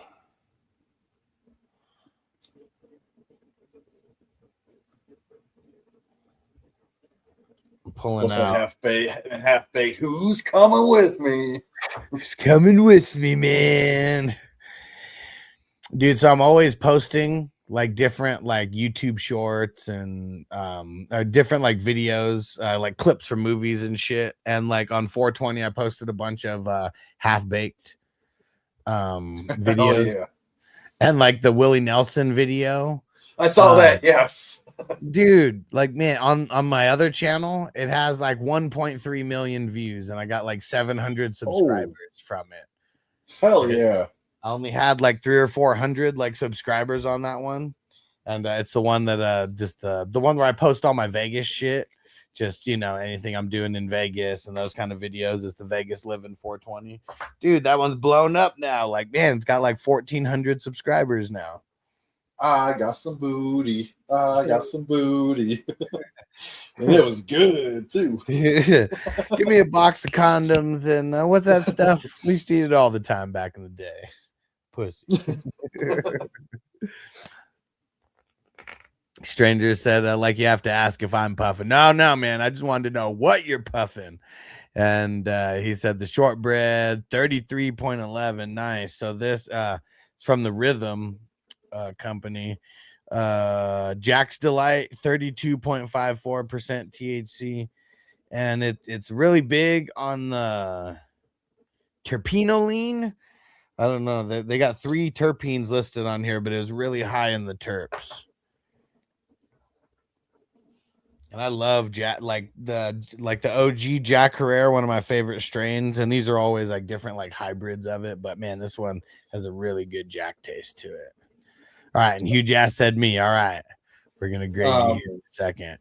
If y'all got Hulu, on 420 they dropped this new show. It's just like a 6-episode series. Watch the very last one. It's called like 420 Quick Hits. They did a whole episode on Jerome Baker. That bong that Alex is smoking on right now, that's a Jerome Baker bong. And they showed like how he got started with the Deadheads, like with Jerry Garcia and all that. And then back in the 90s, he really got his shit going. Then he ended up getting busted for making artwork, going to prison. And then as soon as he came out of prison, he freaking blew up. Man, it's like a 20-minute episode, man. Definitely recommend checking it out. Yeah, they were the first guys who were really going hard with the glass bongs and like the glass on glass and like all that. The innovators, man, and the crazy ass little designs. Like this doesn't have a bunch of crazy designs, but it's got the little opals and shit like on the back. Like I was high as fuck when I was watching it, but I'm pretty sure like Jerome Baker started like touring with the Deadheads and the band with like way before he even started making bongs. They might have, man. Like that's what inspired him. Jason, the main guy, like he's a Grateful Dead, like diehard, man. Yeah, Jason Harris. Yeah. And the other owner of Jerome Baker, he's Adam Scheffner's little brother, Jordan Scheffner. Did not know that. So funny, man. If yeah, like she always like they went like complete opposite paths. I know she's been on a podcast, I think on Christian McCaffrey's mom's podcast, and like she talks about both of them. It's funny. Yeah, go check that out on Hulu. Yeah, and if you guys ever come to Vegas, we can take a little tour of their facilities. It's pretty crazy. It's not a huge spot, but man, the amount of like glass and stuff they have there is insane. Cool little spot to smoke. They have a whole like podcast like setup area for filming. Hell yeah. And then depending on like what time you come, you might see a couple people putting in work on actually like, you know, creating some of the glass on the spot. Because that's one thing that they always do is like these dispensaries and shit. They'll get them to come in. Sometimes it's to promote a product or something like that, and then but they'll just be there like blowing glass. All right, where's Hugh Jass? Number 12 over here. All right, so we just do the starters, but if there's like 3 quarterbacks who got drafted in the top 10 rounds, I kind of put them all into consideration. So we'll start with the QBs. We got Lamar, Dak, and Herbert. Oh, that's elite A+. Yeah, I mean, that's a fire trio, man. I would say an A. I'm not going to give it an A+. I'm getting real specific with the A+ and the A- this year because we're going to have to nitpick. I'm going to say that's a solid A. I got to give it an A+. I mean, Lamar, top 3. Dak, yeah. He didn't finish his top 5 last year, right? And then Herbert's a top 7. So you got 3 top 7 guys. I feel like Dak and Herbert, they are 3 top 7 guys. I just feel like they'd still disappoint me though. Like it sucks. I still want to like talk shit about like these top 7 guys, you know. But like, yeah, Dak, I don't know. He's just he's a motherfucker, man. Gets hurt every other year. But yeah, so Jamie gives it an A+. I give it an A. Super solid nonetheless. Robert says seeing glass blown is fun. I've seen it done at a marble company in the area I live in, Missouri. Nice. Yeah, and like it gets to like some of the times when they're doing the bongs that like they're just twisting everything around, and somehow it ends up being the shape that they wanted to. They blow through the tube to make it like bigger and shit. And like, yeah, it's cool the way you see the art form take shape. And there's this event coming. I think it's next month. It's the champs glass blowing competition, and that one has got like some of the best glass blowers from around the country. And yeah, it's insane the type of pieces that these guys are making. It's insane. All right, running backs. So let's see. So through the 11th round is the starters. So Monty, Stevenson, Mason, and Brooks. This is kind of ugly, man. I mean, you're going from an A on the QBs to, man, I'm gonna say a C plus for the running backs. Probably just a little bit better than a C, but yeah, not too good. But let's see the wide receivers. Amon Ra. Real quick, I'm gonna give that a C minus. Okay, C minus. There's not much upside. It's not. I mean, it's really, you only have to start 2. So I mean, that's like, even if those are the 2 worst positions or 2 worst slots out of your top 10, it is what it is. But yeah, I'll move it up to a C. I'll give it a C. It's ugly. See, me and Jamie, Monty, bad offensive line. He's still going to get opportunity. Stevenson, I'll give it a C. Wide receivers and tight ends: Mon Ra, Loveland, Romy Romadunze, and Chris Godwin. I mean, automatically, because of Amon Ra and Loveland, it's up there. Adunze, I like. Godwin, I mean, he's probably not going to bring down the score that much, but I think Godwin's one of the biggest sleeper at receiver. He's a year removed from his injury. I just hope he can stay remember. Like, that's really what it is. He always gets hurt. But he was wide receiver 1 before he got injured for like 6 weeks straight. Oh, for sure, man. Dude, I'm the hugest Chris Godwin fan. So he's got God and Brown in his name. The only thing I don't like is that you don't have Caleb because you have Loveland and Odunze. I would have liked to have seen that stack with Caleb Williams. Yeah, he couldn't have got him. Only way he could have got him is if he would have drafted him back to back. Yeah, I see that. He would have missed out on St. Brown. Yeah. So yeah, I don't hate it. I do like Odunze and Loveland, especially in this format. I'm debating between a B and a B plus, and I feel like because of Amon Ra and Loveland, we're gonna give it a B plus. Yeah, I was thinking like 87.5. There you go. So that's in that B plus range. Let's see who the IDPs are here. So Nate Landman, dude, love him. And Lloyd, nice. TJ Edwards, nice. Fucking what the hell? Monwari, there you go. I couldn't think of it. He was my favorite safety last year coming into this draft. I like that. Fuck yeah, man. And now I feel like they might like. He just plays all over the place. Like, that's what's like interesting. He's not even like a safety anymore. He's like a hybrid player, because sometimes I'll put him at almost like a linebacker spot. And that's what you want. Yeah. Yeah. Because then he's kind of like, so he's like at a linebacker spot, but he's like kind of playing nickel. Sometimes I'll put him on the line. Sometimes I'll put him back like a safety. Like, yeah, he's all over the place. And then Buda Baker.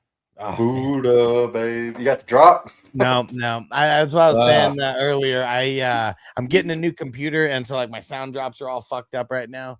I think in the next 3 or 4 days I'm gonna have that new computer, and then I'm gonna get everything set up on it. So yeah, the top 5, man. I mean, I really like it. I feel like solid. Yeah, I mean, I don't know if I'm gonna give it a B plus. Like it's flirting with an A minus. I just feel like it could be a little bit top heavier. If you don't have like a stud. Like instead of taking Likely and Tonjes, maybe you could have got like someone else there at those 2 positions, because you have Chig. I like Chig, so he's on your bench. Yeah. And Tongs is going to be good the first half of the season. I don't know how long Kittle is going to be out for, but I mean, tore his Achilles like super late. So yeah, I'm going to give that a B plus. And then let's see, what did TJ said? How do you pronounce his name? Is it Thieneman? Thieneman is this year's Amon Wari. I mean, dude, because he's coming right, like he should be starting right away, right? I'm gonna pull up their depth chart because I forget. Let me see where he went in this rookie draft. Yeah, man, he's gonna be starting. Yeah, he's gonna be starting right next to Kobe Bryant. So Thieneman, where the hell is he? So he went at the 210. Yeah, right before Josiah Trotter. So I mean, that's a solid spot right there. Salty as fuck. The Vikings passed on him. Yeah, man. Why? I don't know why they didn't, like, dude, especially like needing to fill that void for what's his name for Harrison or whatever, Harrison Smith. Like, dude, he's been there forever. Like, that would have been like a super good transition from like, because he was like one of the bigger comps that they had of like who he actually like plays like. All right, so let's see. So A, C plus, B plus, and then a B plus. So let me see. So,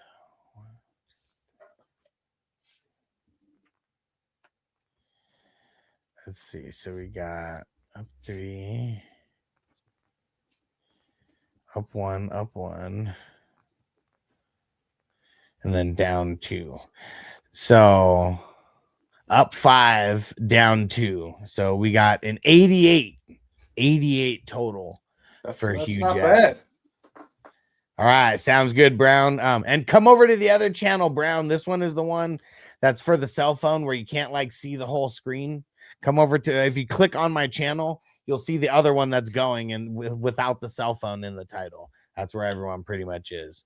I'm gonna pull your question. Brown, is Brown the one that's on the clock? Yeah. He's always you're on the clock, Brown. He's on the clock somewhere. Yes, sir. Solid squad, Hugh Jass. Solid squad.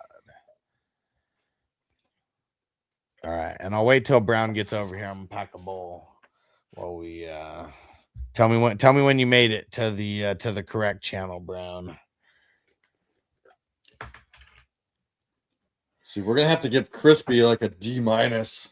Yeah, dude, Crispy's team fucking sucks.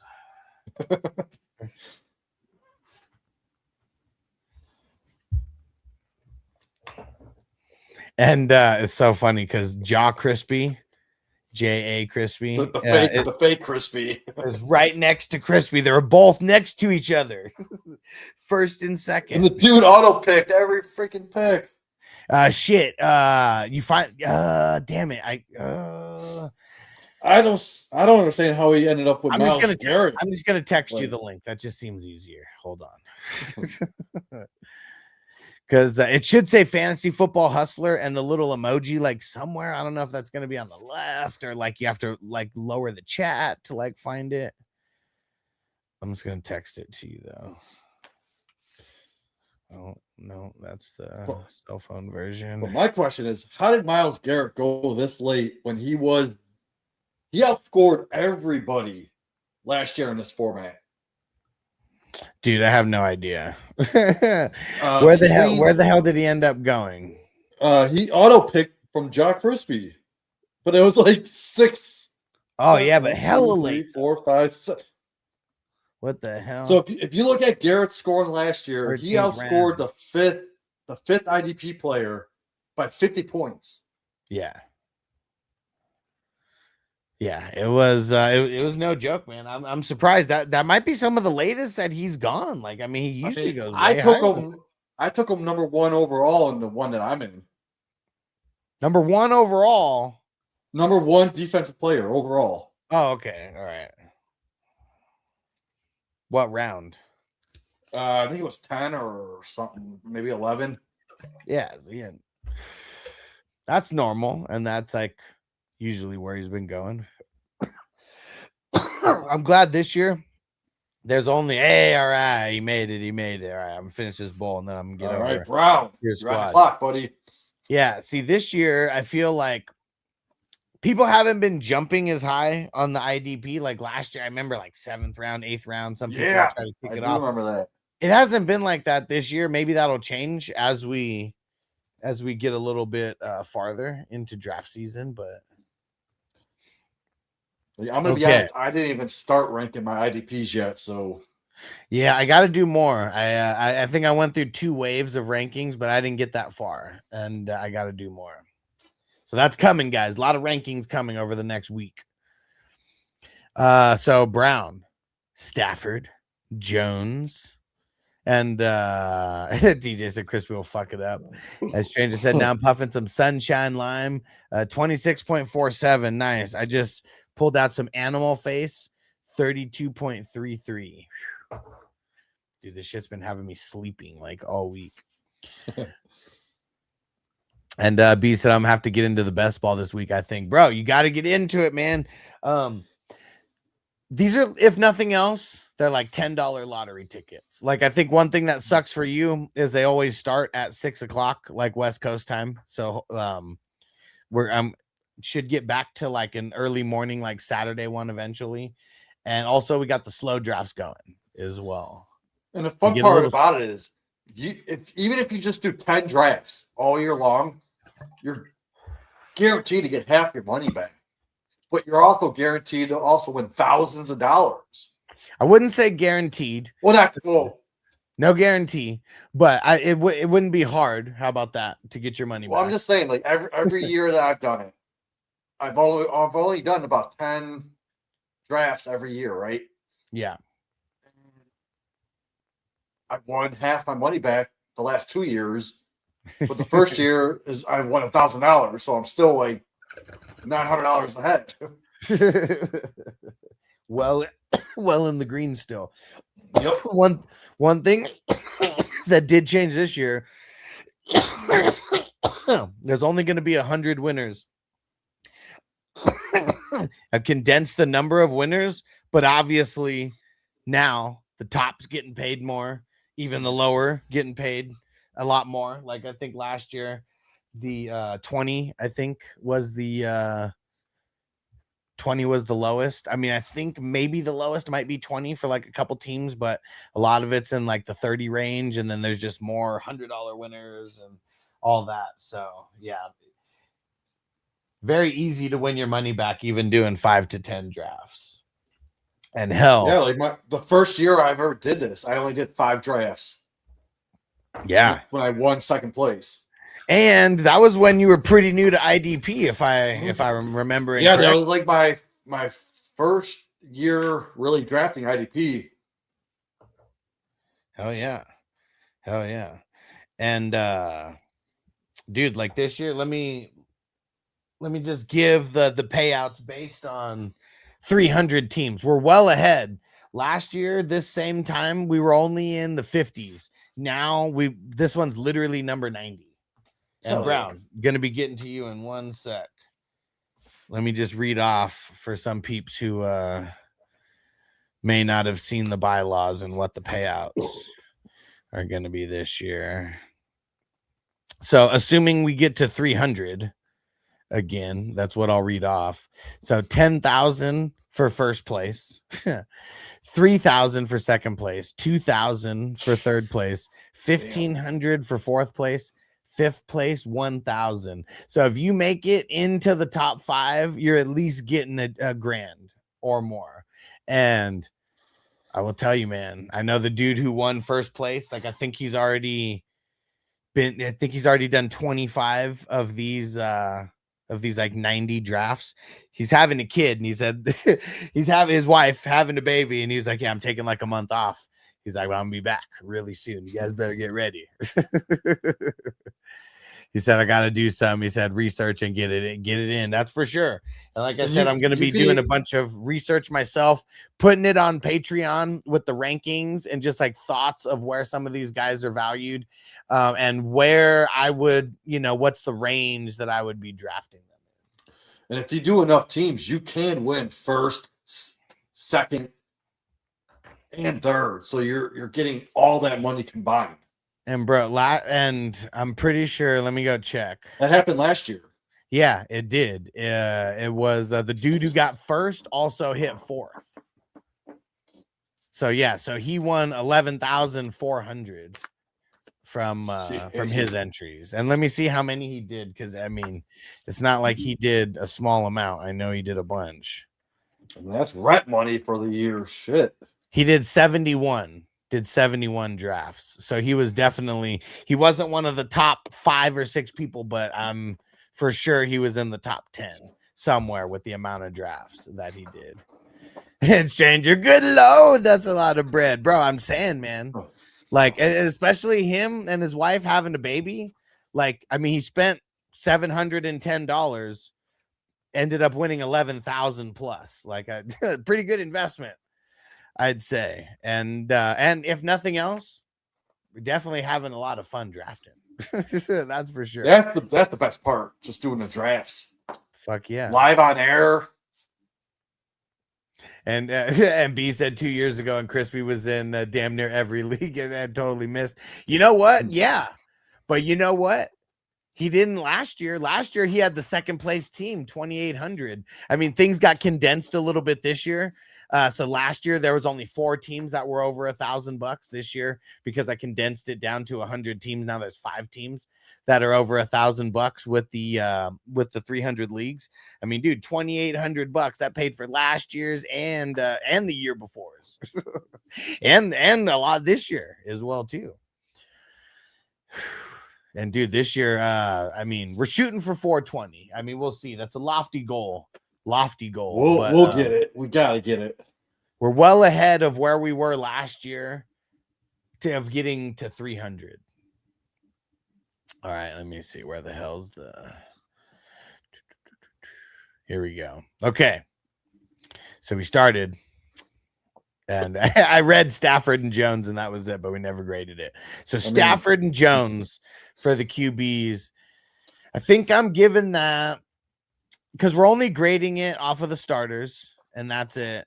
And it's fringing on a C plus and a B minus to me. Let's let. You got to remember, Jones isn't going to start the year.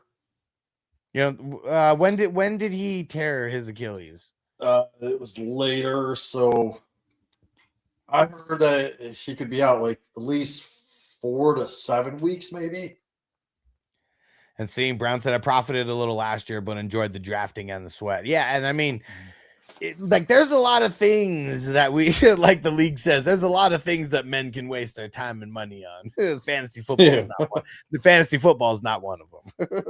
It's not a waste of time or money, because like we could be doing so much other shit. At least there's like, we're having fun and a possibility of winning a fat chunk of change. I mean, shit, I was in over 100 drafts last year, and I didn't fucking hit the top 5 or anything like that, like any of those top monies. I still had a hell of a time drafting, and this year we're going to do better. I'm hitting one of those top 5s this year. I'm shooting for number 1. It's so fucking hard.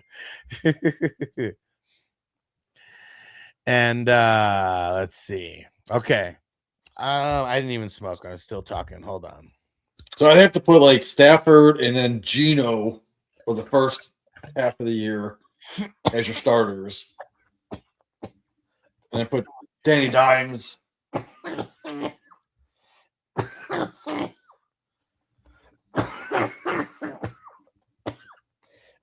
Yeah, I'm just gonna say a C plus for the QBs.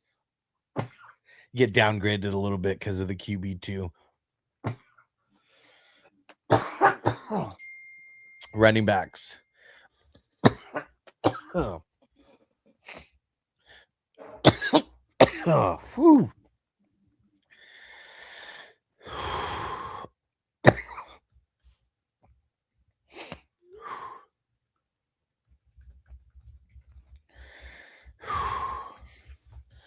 Okay. Man, that one got me. Running backs: Ken Walker, Javonte, Scatterbo. Well, I'm going to downgrade this a little bit because he took Scatterbo above Kyron, who I'm not a big fan of, but I do like Kyron better. But Travis Etienne and Swift should have went above Scatabo. Dang it. Yeah. I mean, I wasn't really paying attention during those rounds. That's when all the fucking messages and shit were coming in. But dude, that's crazy because those guys are usually like third, fourth rounders. I mean, just Kyren and Etienne specifically. That's crazy that they went that far down in the fifth. I mean, even Tootin's upside compared to Scatabo. You got to remember, Scatabo's coming off of an injury.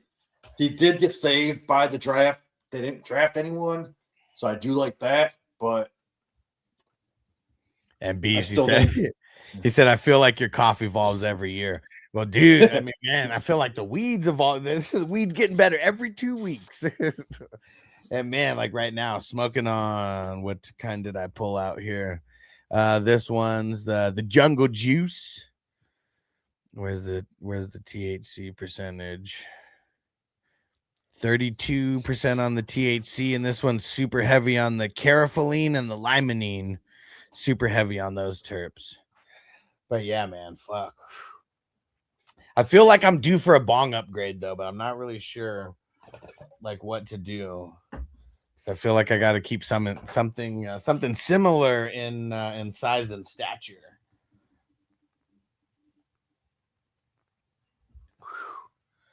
But yeah, man, I bought a lot of the good weed was on sale for $4.20, so I went and got a half ounce. Dude, of stuff that's normally $45 an eighth, I got a half ounce for $60 before the tax. I was pretty fucking stoked on that.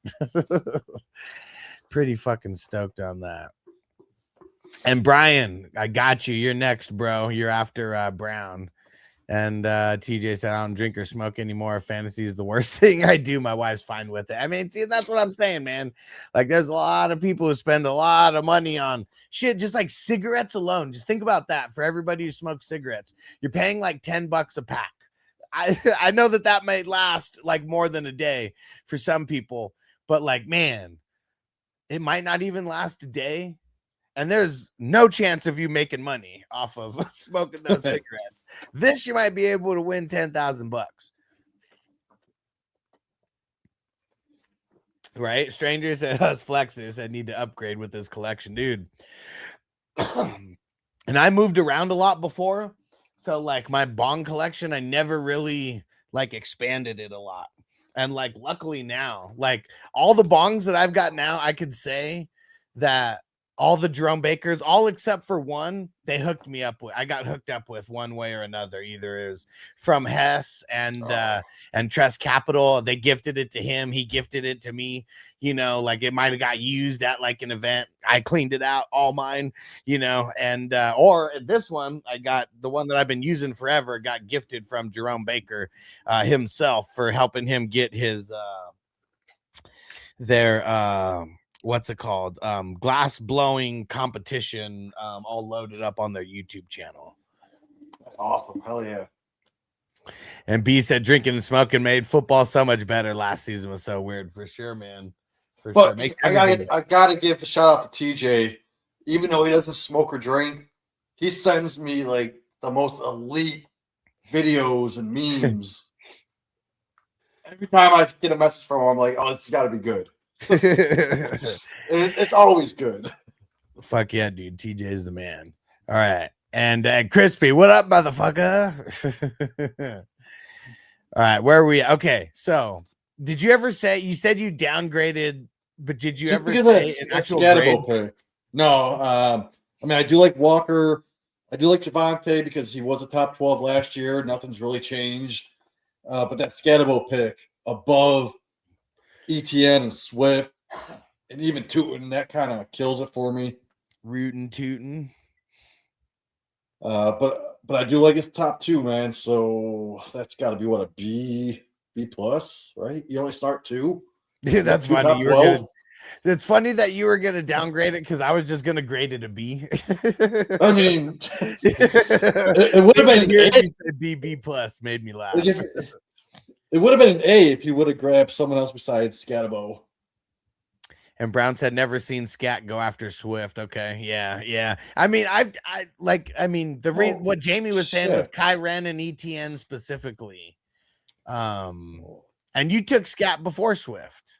Yeah, I said I do think the Jags. I think the Jags add an RB. Yeah, they probably do. And I don't even know about Tootin Fine where he is.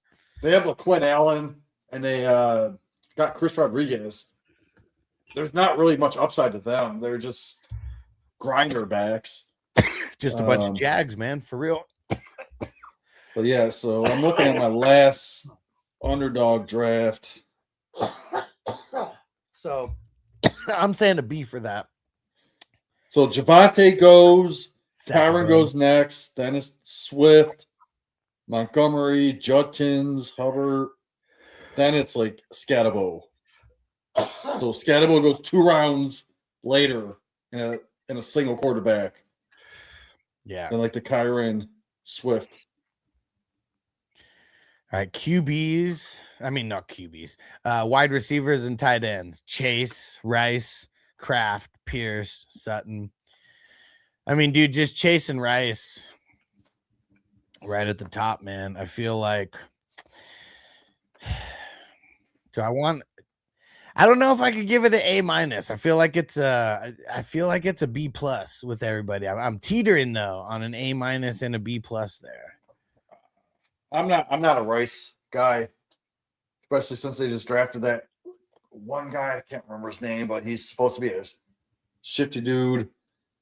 But you don't think now? I mean, now with no what's it called? No issues with him like missing time for anything he's done. Like, yeah, but I don't see why would you draft Rice over Neighbors? Why would you draft him over Olave or London or Collins? That just doesn't, or Pickens. All those guys that I just named should go before Rice. Oops. They probably should. But I'm just talking about Rice specifically. Like, you don't think he's like a top like 12-ish guy? Probably at the end of the 12. Yeah.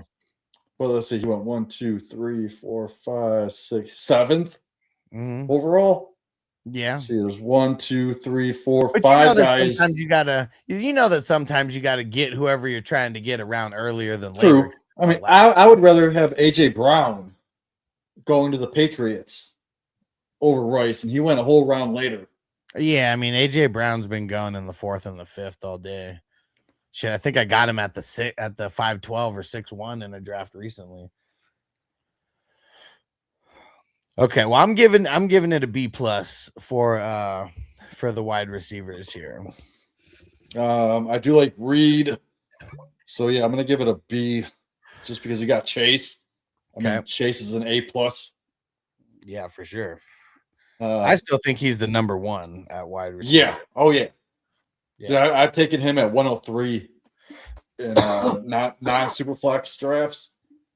Yeah. Yeah, because I want him over a quarterback in most of these leagues. Like, I want Allen, but like, man, I just, I'm gonna try not getting a quarterback in the first round and see how it ends up working out. Because I feel like the teams where I didn't get a quarterback in the first round ended up doing better than the ones where I did get a quarterback in the first round. Yeah. And okay, so where's the IDP kicking at? Van Ginkel, Knight, Phillips, is Jihad.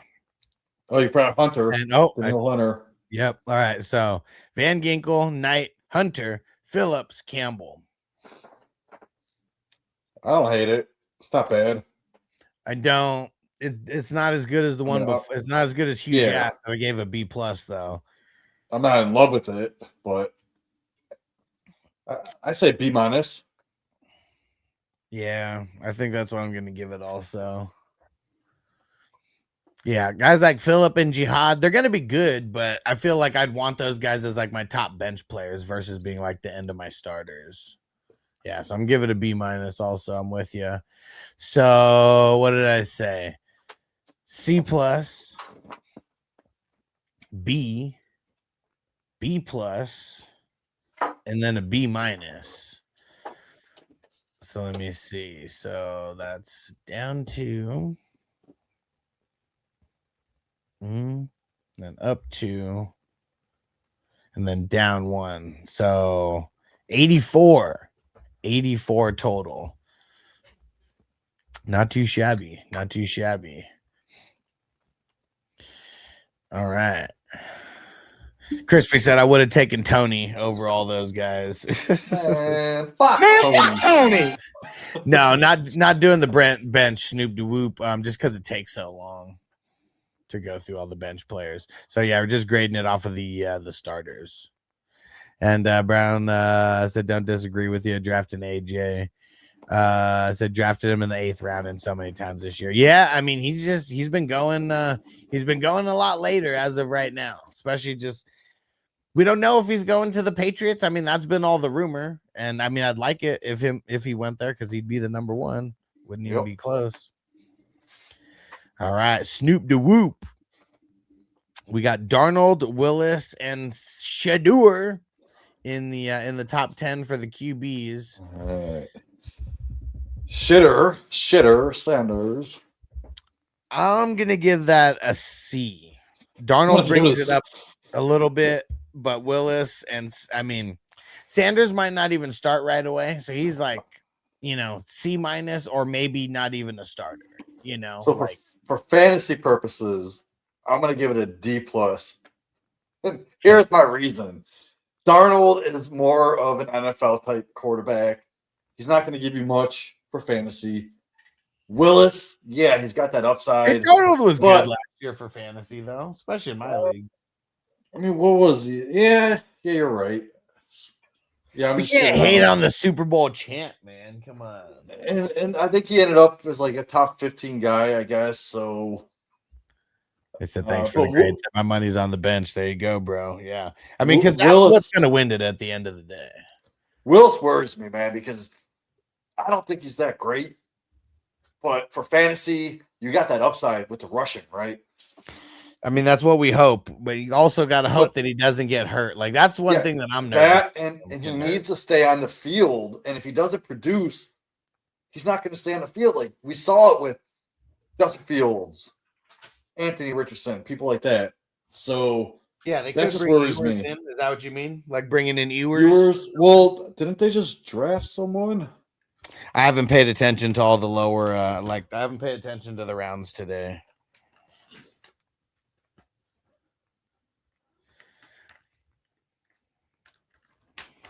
But yeah, either way, I'm with you. Like I'm not like I don't think Willis isn't a franchise quarterback or anything like that. He got paid decent money though.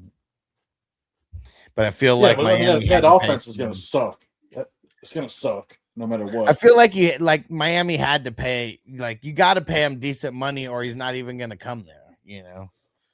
But then Shedeur, honestly, I take Rodgers over Shedeur any day. And you got him 6 picks later. Yeah, I mean, until we know what's going on with Rodgers, he's going to be going double digits. He is starting. Yeah, Jamie's talking about for the whole season, but he's for sure the starter at the beginning of the season. So I said a C. Jamie said a D plus. Running backs: JT, Kyren, Jalen Warren, Mr. Bill. I'm gonna give it a B plus. I mean JT and Kyren. I mean he should have went before the 5.7, so that's good value right there. Warren's not. He's not hurting, but he's definitely not helping. Like at the same time. Yeah, I mean Kyren was a top 10 guy last year. Nothing's changed. That late, I like it with the possible number 1. I mean, yeah, you got Gibbs and Bijan, but would you be surprised if Jonathan Taylor ended up the number 1? No, we wouldn't. Yeah, if he stays healthy, I mean, he's done it before. So I do like that. Jalen Warren, I'm not a big fan of, but in best ball, yeah, he's going to give you those spike weeks. So I'm gonna give that a B plus, maybe even an A minus. Just because you Oh, got shit. JT, you got 2 top 12 guys. Like, There you go. See, Jamie's a little bit more. His highs are higher and his lows are lower yeah. than mine. I'm a little bit more even keel. I mean, Jalen Warren, man, he's a top 20 guy. Yeah, I know they. Maybe. Well, what did he finish last year? I feel like he was outside the top 20. 17th. All right. Okay. He was 17 last year, and it's best ball. So, Yeah. like, Warren, I'm avoiding Warren in all my leagues, but this late, I like it this late. Let's see the wide receivers and tight ends. I mean, it's a nice little trio Ooh, that you got right there. Jefferson, Neighbors, and Bowers to start. A plus, Yeah, solid. A plus, and then Metcalf and Wandale later. Yeah, Jamie says A plus. Like I said, I'm a little bit more even keel. I'm gonna give it an A though, because that is very, very solid. And very top heavy. I mean, just those top three right there. I mean, you paid for it, and yeah, it looks nice. Looks nice. Let's see. IDPs. We got Zach Bond, and you know what? It's because we haven't played Bond this is the video. best. Because we haven't played this video in a while. Let me go ahead and play the shout out from Zach Bond. What's going on, guys? Eagles linebacker Zach Bond here to let you know, give you a little reminder that defensive players matter. Come on. Don't be scared to join an IDP league with a hustler. You know what it is. Big shout out to Alex and the 420 crew. Yeah, come on. Don't count us out, man. Join IDP league. Come on, with the hustler. Well, yeah, with the hustler. There you go. And you remember that song I made? I wrote Zach Bond is the best. Hell yeah. Woo. Okay. So Bond, Olakun, Dodson, Edmonds, and Tyke Smith. That's a pretty solid top five. You fell off a little bit. I don't know if those were auto picks on the rookie. No, I mean it's the hell's his name? Thienenman. Yeah. There you go. I mean, I don't know if you had to pick him that high or if you would have had to get him later. And then Emmanuel McNeil Warren. There you go. Got those rooks in there. I mean, if you look at Bond, Olukin, and Dotson, they were all top 12 last year at the position. Said it was autos. Okay. Yeah. It is what it is. At least Thienenman will be starting. I don't know about McNeil, whatever the hell his last name was. Oh, yeah. I said fire vid. Dude, fuck yeah, man. I mean, Tyke Smith was a top at his position. Oh, So yeah. He's solid in the starters. But yeah, those other guys, I'm not too sure about. Yeah. So, I mean, we're just going to grade it off the top five anyways. Bond, Olakun, Dodson, Edmonds, I mean, and Tyke that's Smith. an A for me, man. A minus. I got Dodson. I mean, he's in my top six. Zach Bond. Yeah. He's right up there.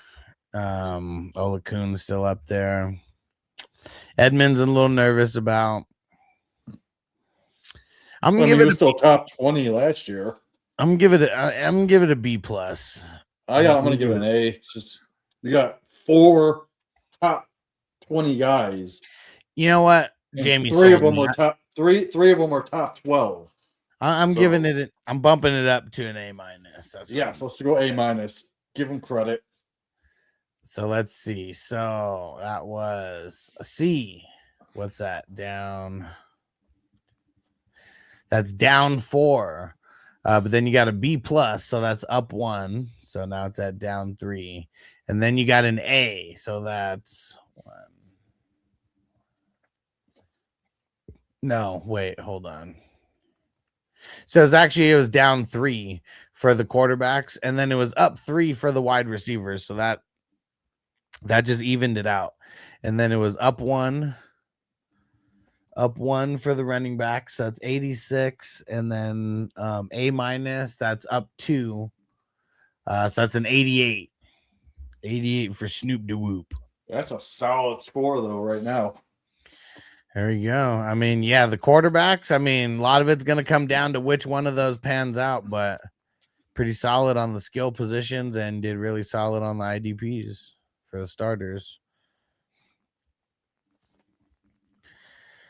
All right. Let me zoom out here just so we get the full view. Fuck. I got one of those trackpads. It's too easy to go backwards.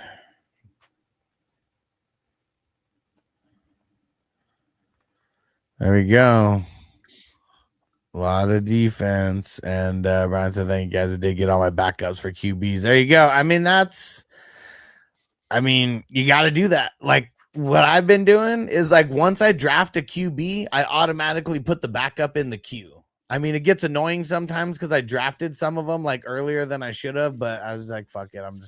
I needed to get them anyways. If I got it a couple rounds earlier, like I didn't want to remove the pick or anything and like swap it, which I'm not going to do anymore either. So everybody set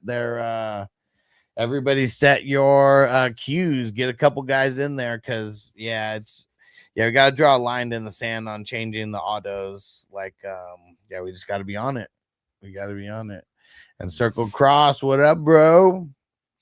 What's going down? We're getting ready to smoke one more before we get out of here. Dope draft. We're already up to number 90. Last year, we were only in the 50s at this time. We're almost at the 100 mark.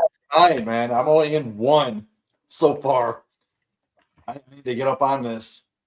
Yeah, one thing that I've been doing is every 10 drafts, I've been doing an update with like the managers and who has more, who's done more drafts and all that. I still got to get this ADP thing. What? The past couple of years, like my boss over at Going for Two, he has this algorithm where it's plugged in to a spreadsheet to where all you need to do is add in the ID of the league, and it automatically puts an ADP in for every player. And I've been trying to get him to send it to me the past 2 years, and he's always like, "Yeah, I'll get on that," but he just never does. So I need to get on his ass for that.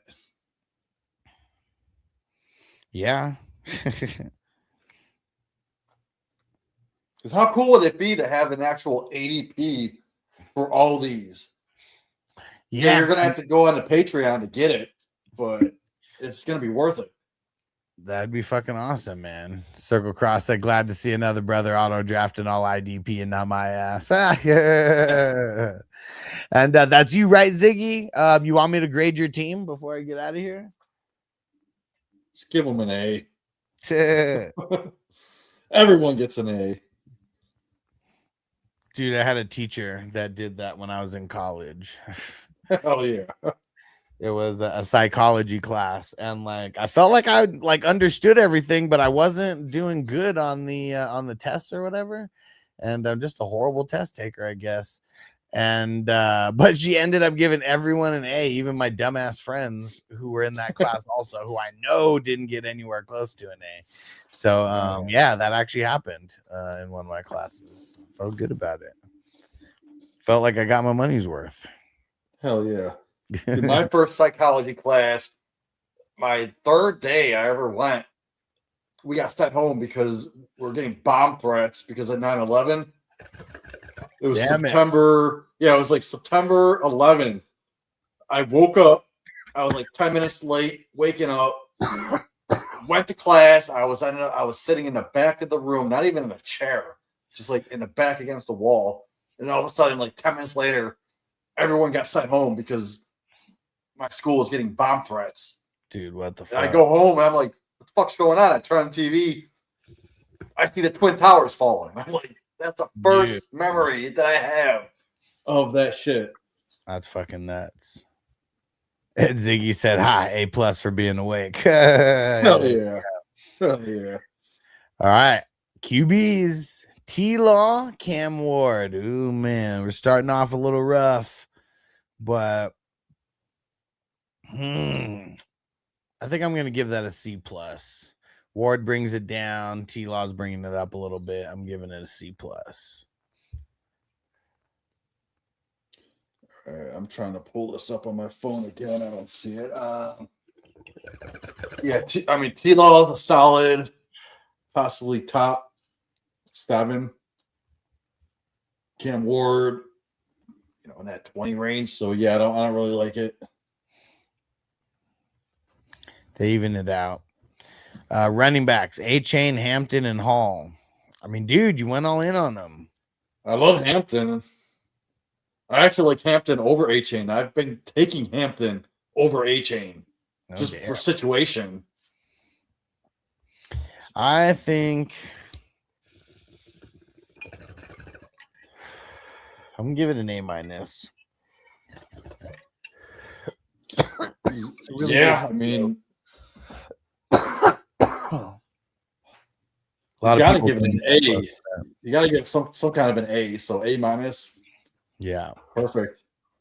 Honestly, I would have took Taylor over A-Chain, and then that would have been an A+. I probably would have too. I probably would have taken CMC over him also. Oh, CMC definitely goes over A-Chain. Those were the next 2 picks. Yeah. And wide receivers, Garrett Wilson, dude, got him pretty late, middle of the 5th. Yeah. And yeah, Brian said not to Jamie A-Chain over Hampton. I feel the same way, but yeah, I understand what Jamie's saying about the situation being better. I mean, the offense should be leaps and bounds better. So if A-Chain doesn't bust off a lot of touchdowns, like Hampton might end up being better. Wilson, DJ, I want to score more. Flowers, Tyson, Jacoby Myers. I mean, he's got a lot of high upside. Yeah. DJ Moore, Flowers, Wilson, they usually go like really close to each other in the drafts I've been doing. Yeah. In the 4th round. Yeah.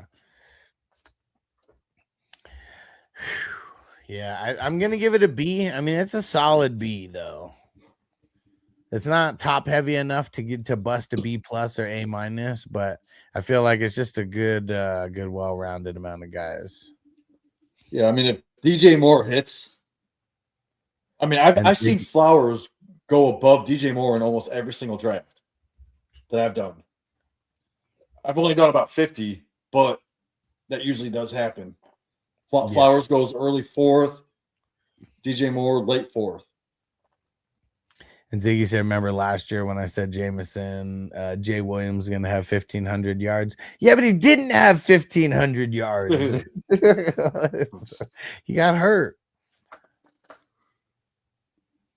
And B said, if only we would trade Flowers as killer fumbles every damn year. Yeah. I want to see what the new regime, how they use him. That's what I want to see. I think he'll be more consistent this year instead of having those big, huge games where he's like, yeah. I mean, Flowers ended up being a top 10 guy at the end of the year, but he also had weeks where he had like zeros. B said, sell his ass. Let's see. IDPs. Cooper. And see, look, someone who said Pitts in like the 3rd or 5th round. He went in the 12th. Told you guys he wasn't going to go that high. Cooper, Cedric Gray, nice. Cashman, Nakobe Dean, and Devin Bush. Dude, I like this. I like do too. Top to bottom. Like Cedric Gray could be easily a top 5 finish in this tournament. Fuck yeah, dude. I have him as I think he's number 3 in my rankings. Yeah. Or some shit like that. 3 for me too, man. He's up there. And people keep forgetting about him. So he keeps going later than he should. I was expecting him to go in the 20th in our draft. I know he went in the 14th here. Pretty sure he went in the 18th in the draft that I'm in. Okay. And I was so pissed because I was going to take him next. I'm gonna give that an A-. I mean, that's a pretty dope starting squad right there. So C+. So what's that? It's down 2. And then an A-, that's up 2. So that kind of evens it out. And then we got a B. And then we got an A-, so that's up 2. So Your entire team, it's up to, and it all kind of stems from 85. So that's an 87 overall. Solid. There we go. There we fucking go. Man, I'm glad I didn't draft in this one because I would like all those fucking messages and shit that I was dealing with at the beginning. But for everyone who's paying attention now in all the slow drafts, we're just not changing any auto picks anymore. So just make sure you set your queue. If it's a misclick or something and you like let the chat know right away, like, oh, I misclicked. I meant to click this person or whatever. Like that is still a valid change. You just got to put it in the chat right away. And assuming I'm awake and at my computer, I could do it really quickly. But yeah, that's just, yeah, we just got to draw a line in the sand on that right now. Yeah, it'll just make everybody, set their queue even better. And I mean, the one that I'm in, so I could place in the top 100 this year. That's what it's all about, bro. I was reading off the top prizes for this year because now it's all condensed to the top 100. Now the payouts are a little bit higher. And let me see. Once we get to 300, where the hell is it? 300. The top prizes are 10,000 for first place, 3,000 for second place, 2,000 for third place, 1,500 for fourth place, 1,000 for fifth place. And then after that, it keeps dropping, but the top 5 over 1,000 each, and then it drops 650, 550, 500, 420, 375, 325, 300, 275, 260, 250, 225, 200, 200, 175, 175. So even placing in the top 20 at 175. I mean, that pays. So what I recommend is at least do 20 of these. Because if you do 20 of these drafts, you're probably going to at least get your money back. Yeah. You should. Peace out, bees. Thanks for coming through, bro. And Ziggy said way better than last year. Yeah, for sure. The payouts is the exact same amount based on the 300, but it's just more top heavy now. Now it's just condensed to the top 100 instead of 151 or whatever it was last year. Hey, you should prorate the last few years and give us guys a little bit extra. And hopefully we get up to 420. So getting up to we're gonna hit it. We're gonna hit it. Getting up to 420, top prize 13,000, then 3,600, 2,350, 1,850, 1,350, and 1,000 for sixth place. So the top 6 would be getting over 1,000, and 7 is 950, 8 is 800, 9 is 750, 10 is 650. So even the top 10, you're getting no less than 650, and then it kind of just drops and drops and drops. But it's all based on the same percentage of the payout. It's just the top 100. So a lot of it is condensed towards the top. But that's what this is really all about. Like, we could make it a lot of different ways, but I always wanted a super fucking dope first place prize, because winning a tournament like this is not fucking easy. It takes a lot of skill, and it also takes a lot of luck as well, because you never know what the fuck's gonna happen. And it's always someone lower drafted who ends up cracking a starting spot in week 17, and it's like nobody had that player, and it made that person's team just jump up. And we're gonna have to come up with some more league names. Well, so I've actually came up with a bunch I think up to 400 or 500. You tell me, because I can always change some. These aren't like set in stone. All right, what do you got? Let me find. Obviously, we have like Grandma's Boys. That's part of it. Half Baked. How High. I mean, so many of those. Like, I got to. I put some 90s movies. We got The Faculty. That's 301. Booty Call is 302. Private Parts 303. That's the Howard Stern movie. The Sixth Man 304. Con Air 305. I like it. Nothing to Lose 306. Money Talks 307. Soul Food 308. I Know What You Did Last Summer 309. I Still Know What You Did Last Summer 310. Now, do you have like the Jay and Silent Bob Strike Back? Yeah, that's a lot higher. That's number 19. So I was looking into this, and you know, Half Baked has a sequel. You know what? I saw that, and I still never watched it. I almost watched it on 420. It's all right, but the fact that it's a sequel to one of our favorite movies, I think it needs to be added. Okay. How High also has a sequel. Mm-hmm. Then we have the Harold and Kumar White Castle. There's like 4 of those movies. Yeah. Dude, Where's My Car? Is that one? That's a Good fucking great question. stoner movie, dude. Nope, do not have Dude, Where's My Car? All right, write it down. Now for the 420th draft, if we make it that far, there's a movie called The 420 Movie. It's on Tubi right now, I believe. It's called The 420 Movie. Let me look it up real quick. And what'd you say? You said Harold and Kumar. Do we have Harold and Kumar? Well, I don't even know how I don't have Harold and Kumars. Well, they have 4, like at least 3. They have the original White Castle. They have the Guantanamo Bay prison one, and then there's a Christmas one. Yep. That's the last one. But that 420 movie, man, I saw that and I was like, this would be a perfect last movie.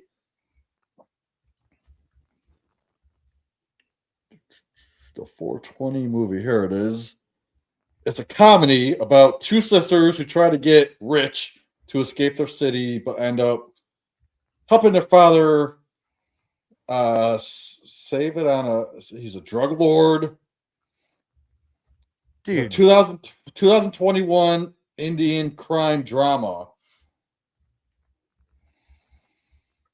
Dang it. I don't even have Cheech and Chong Up in Smoke or Next Movie. How do you not have that? I don't know, but I'm putting it on there right now. I'm disappointed.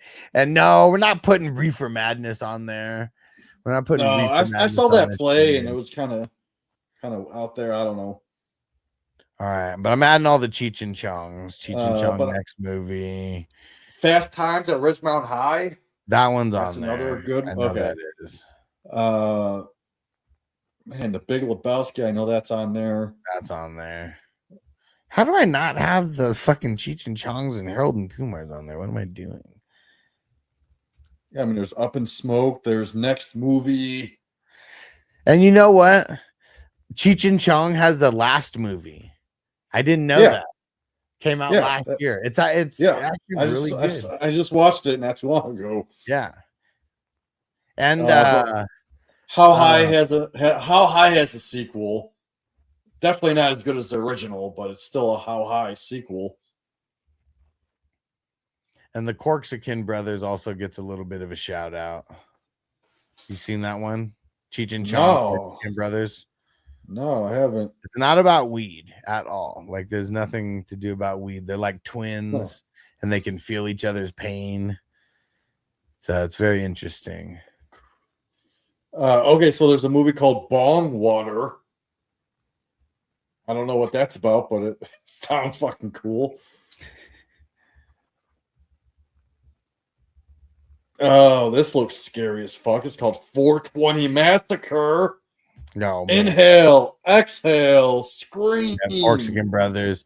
Let's see. Is Dazed and Confused? I feel like it's on here, right? Yeah. Dazed and Confused is number 9. Oh, that's fucking amazing.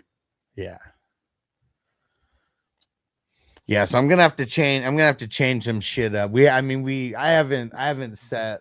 I think the only ones that I actually set are the top like 301 and 302. I still got to create a bunch of other leagues to throw in there. But now's the time. Throw in some names of some dope movies. We'll see if they're on there, and if they're not, I'll get them added. Because I already got everything up to 302, so I'm not fucking with any of that. But everything after, we can change.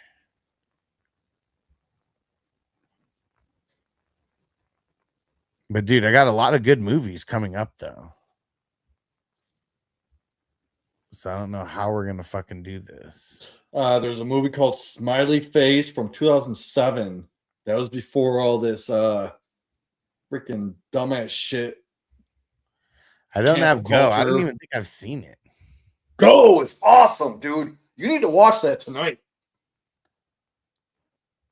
Go is freaking amazing. Is that Spencer Breslin? Okay, so it's a movie. It's gonna fuck with your mind, dude. Man, how do I explain this? So, how do you explain Go? Like, it's the same movie scenes, but from a different perspective. Okay. So you'll see the two guys' perspective, and then you'll see like the stoner girl's perspective. But at the end, like it all makes sense. Okay. This dude drops fucking this massive acid and just trips out of his balls. Let's see. Super Bad and 40-Year-Old Virgin. Super Trooper has a sequel. Did you know that? Yeah. No, Just watched that the it's other not day. out yet, is it? No, it's been out for a while. I just watched it like 2 nights ago. The Super Troopers movie that came out? Super Trooper 2 has it's a sequel. Just came out like probably like 3-4 years ago, Okay. maybe. But no, I literally just had it on like a couple nights ago while I was passing out. Dude, all right. I don't have Super Bad or the 40-Year-Old Virgin on there. I just Fuck. let me see. How far did I go? I created all the way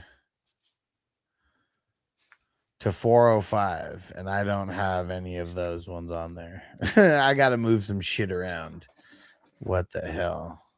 I mean, Fear and Loathing in Las Vegas. Yeah, I feel like that. That's one. Yeah. Yeah, that's 171.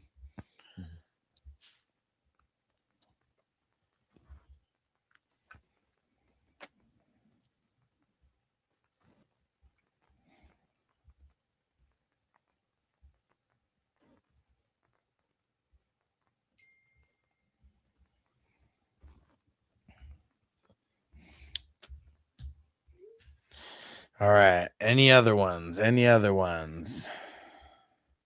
Hansel and Gretel get baked. Oh my gosh. What? That's not even a Xerxes? movie. Yeah, that's the 300. There's a movie called Evil Bong. Evil Bong. What the fuck? I don't even fucking know. But it looks cool as fuck, dude. Stranger said the first movie I saw weed smoked in was Romancing the Stone, the campfire scene. Okay. So on the Evil Bong, it says on the very Oh, bottom. that's what it is. Super Troopers coming out soon. Super Troopers 3. Okay, that's what it is. Oh, they're coming out with a third?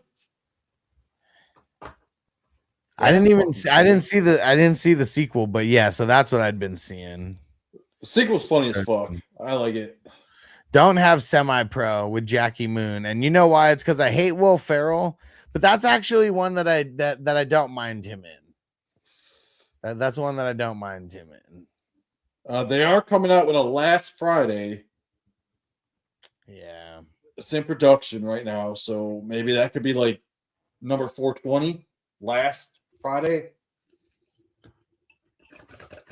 I feel like 420 needs to be like the ultimate smoking movie. So I feel like one of these ones that we just mentioned has to be number 420. Nice Dreams. Do you have Nice Dreams? That could be it. No, I don't have any Cheech and Chong, so I'm gonna add all those the 5 up in Smoke, next movie, Nice Dreams, Corkscrew Brothers, last movie. All right. Wait, I feel like I'm missing one. I am missing one.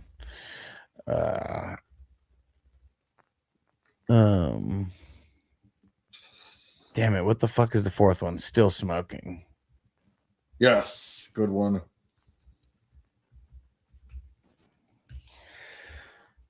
All right. G.I. Joe, Steel Magnolias. Any Given Sunday, that's for sure on there. Feel like we already did it.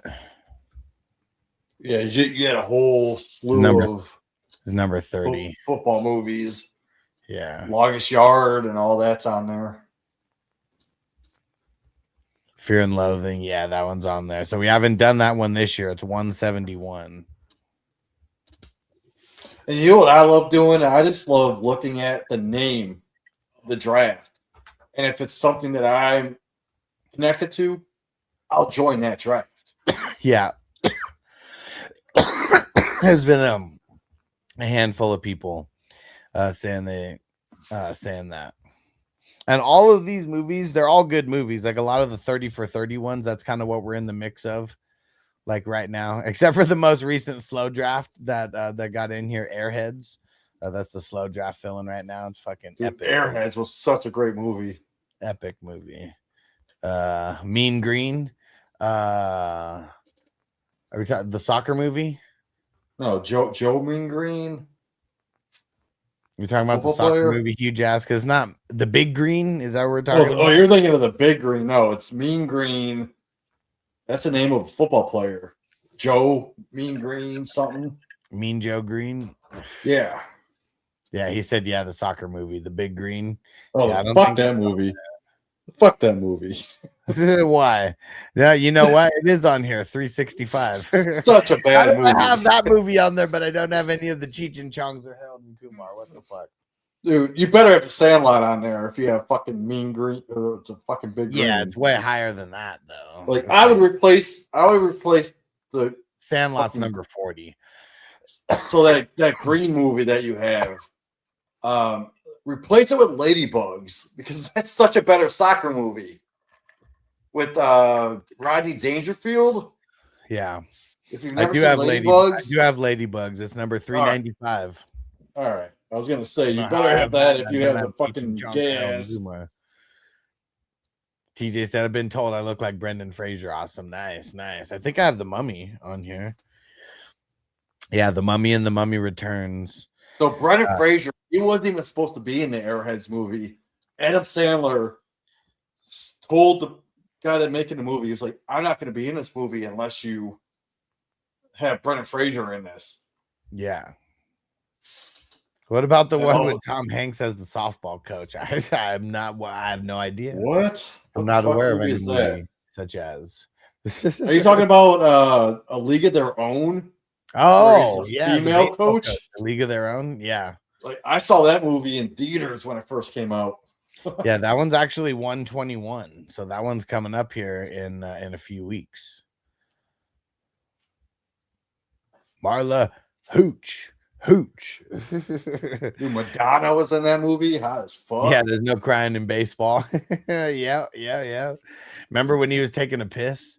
Dude, every time I take a long ass piss, that scene goes in my head.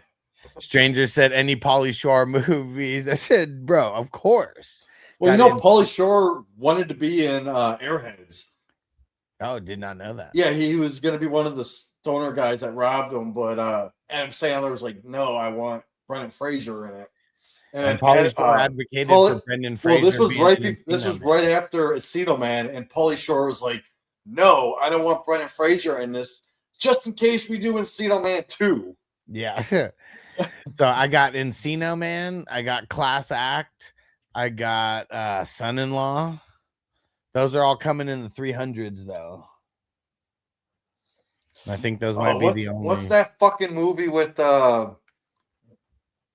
they went in the fucking green room? Hansel and Gretel's Get Baked's actually a movie. He said, "Which lures the teenagers to her home with a special strain." Well, I knew it was a movie. I've just never seen it. You've watched it, Crispy? You were high enough at 2:00 in the morning one night and watched that fucking movie. That's fucking hilarious. What's that movie I'm thinking of? Pauly Biodome. Shore. Classic. Biodome, yeah, with Baldwin. One of the That Baldwin one, brothers. that one's on there. It's in the 300s also. I have a lot of 90s movies that are in the 300s. Like that's how I filled out like 301 to like 400 was like just a shitload of 90s movies. And it said, of course, nothing is, of course, ever you missed. Yeah. I and maybe because I was on a 90s kick in 300, in the 300s, that's why I missed Cheech and Chong, because obviously not in the 90s, 70s and 80s. And then Harold and Kumar, not in the 90s either. That's in the 2000s. Do you have American Pie? I'm sure I do. Yeah. Gotta Yeah, have those American Pie. are let me see. You want to hear a fun fact about American Pie? It Okay. was NC-17, and they needed to get it down to rated R. Yeah. And the only way they got it down was because of the number of thrust that he got into the pie. They cut a certain amount of thrust that he fucked the pie, which made it rated R as opposed to 17. Yeah, and specifically the way that is in the R-rated version, he just has the pie over his dick, and like the dad walks in, he turns around, and he just has the pie on his dick. In the unrated version, he's humping the pie on the island. Shit out of it. Yeah, he's fucking the shit out of that pie on the island. Princess Bride, that with Andre the Giant. Yeah, I don't have that on. Great movie. That's probably needs to be on there as the ode to Andre. I mean, if you want to do that, No Holds Barred with the dude from the Friday movie. Yeah, Debo. Zeus, yeah. Debo. Yeah. Plus Hulk Hogan. I mean, yeah. Crispy Debbie Does Dallas. Oh, fuck yeah. Crispy's bringing it all the way back. Classic VHS tape right there.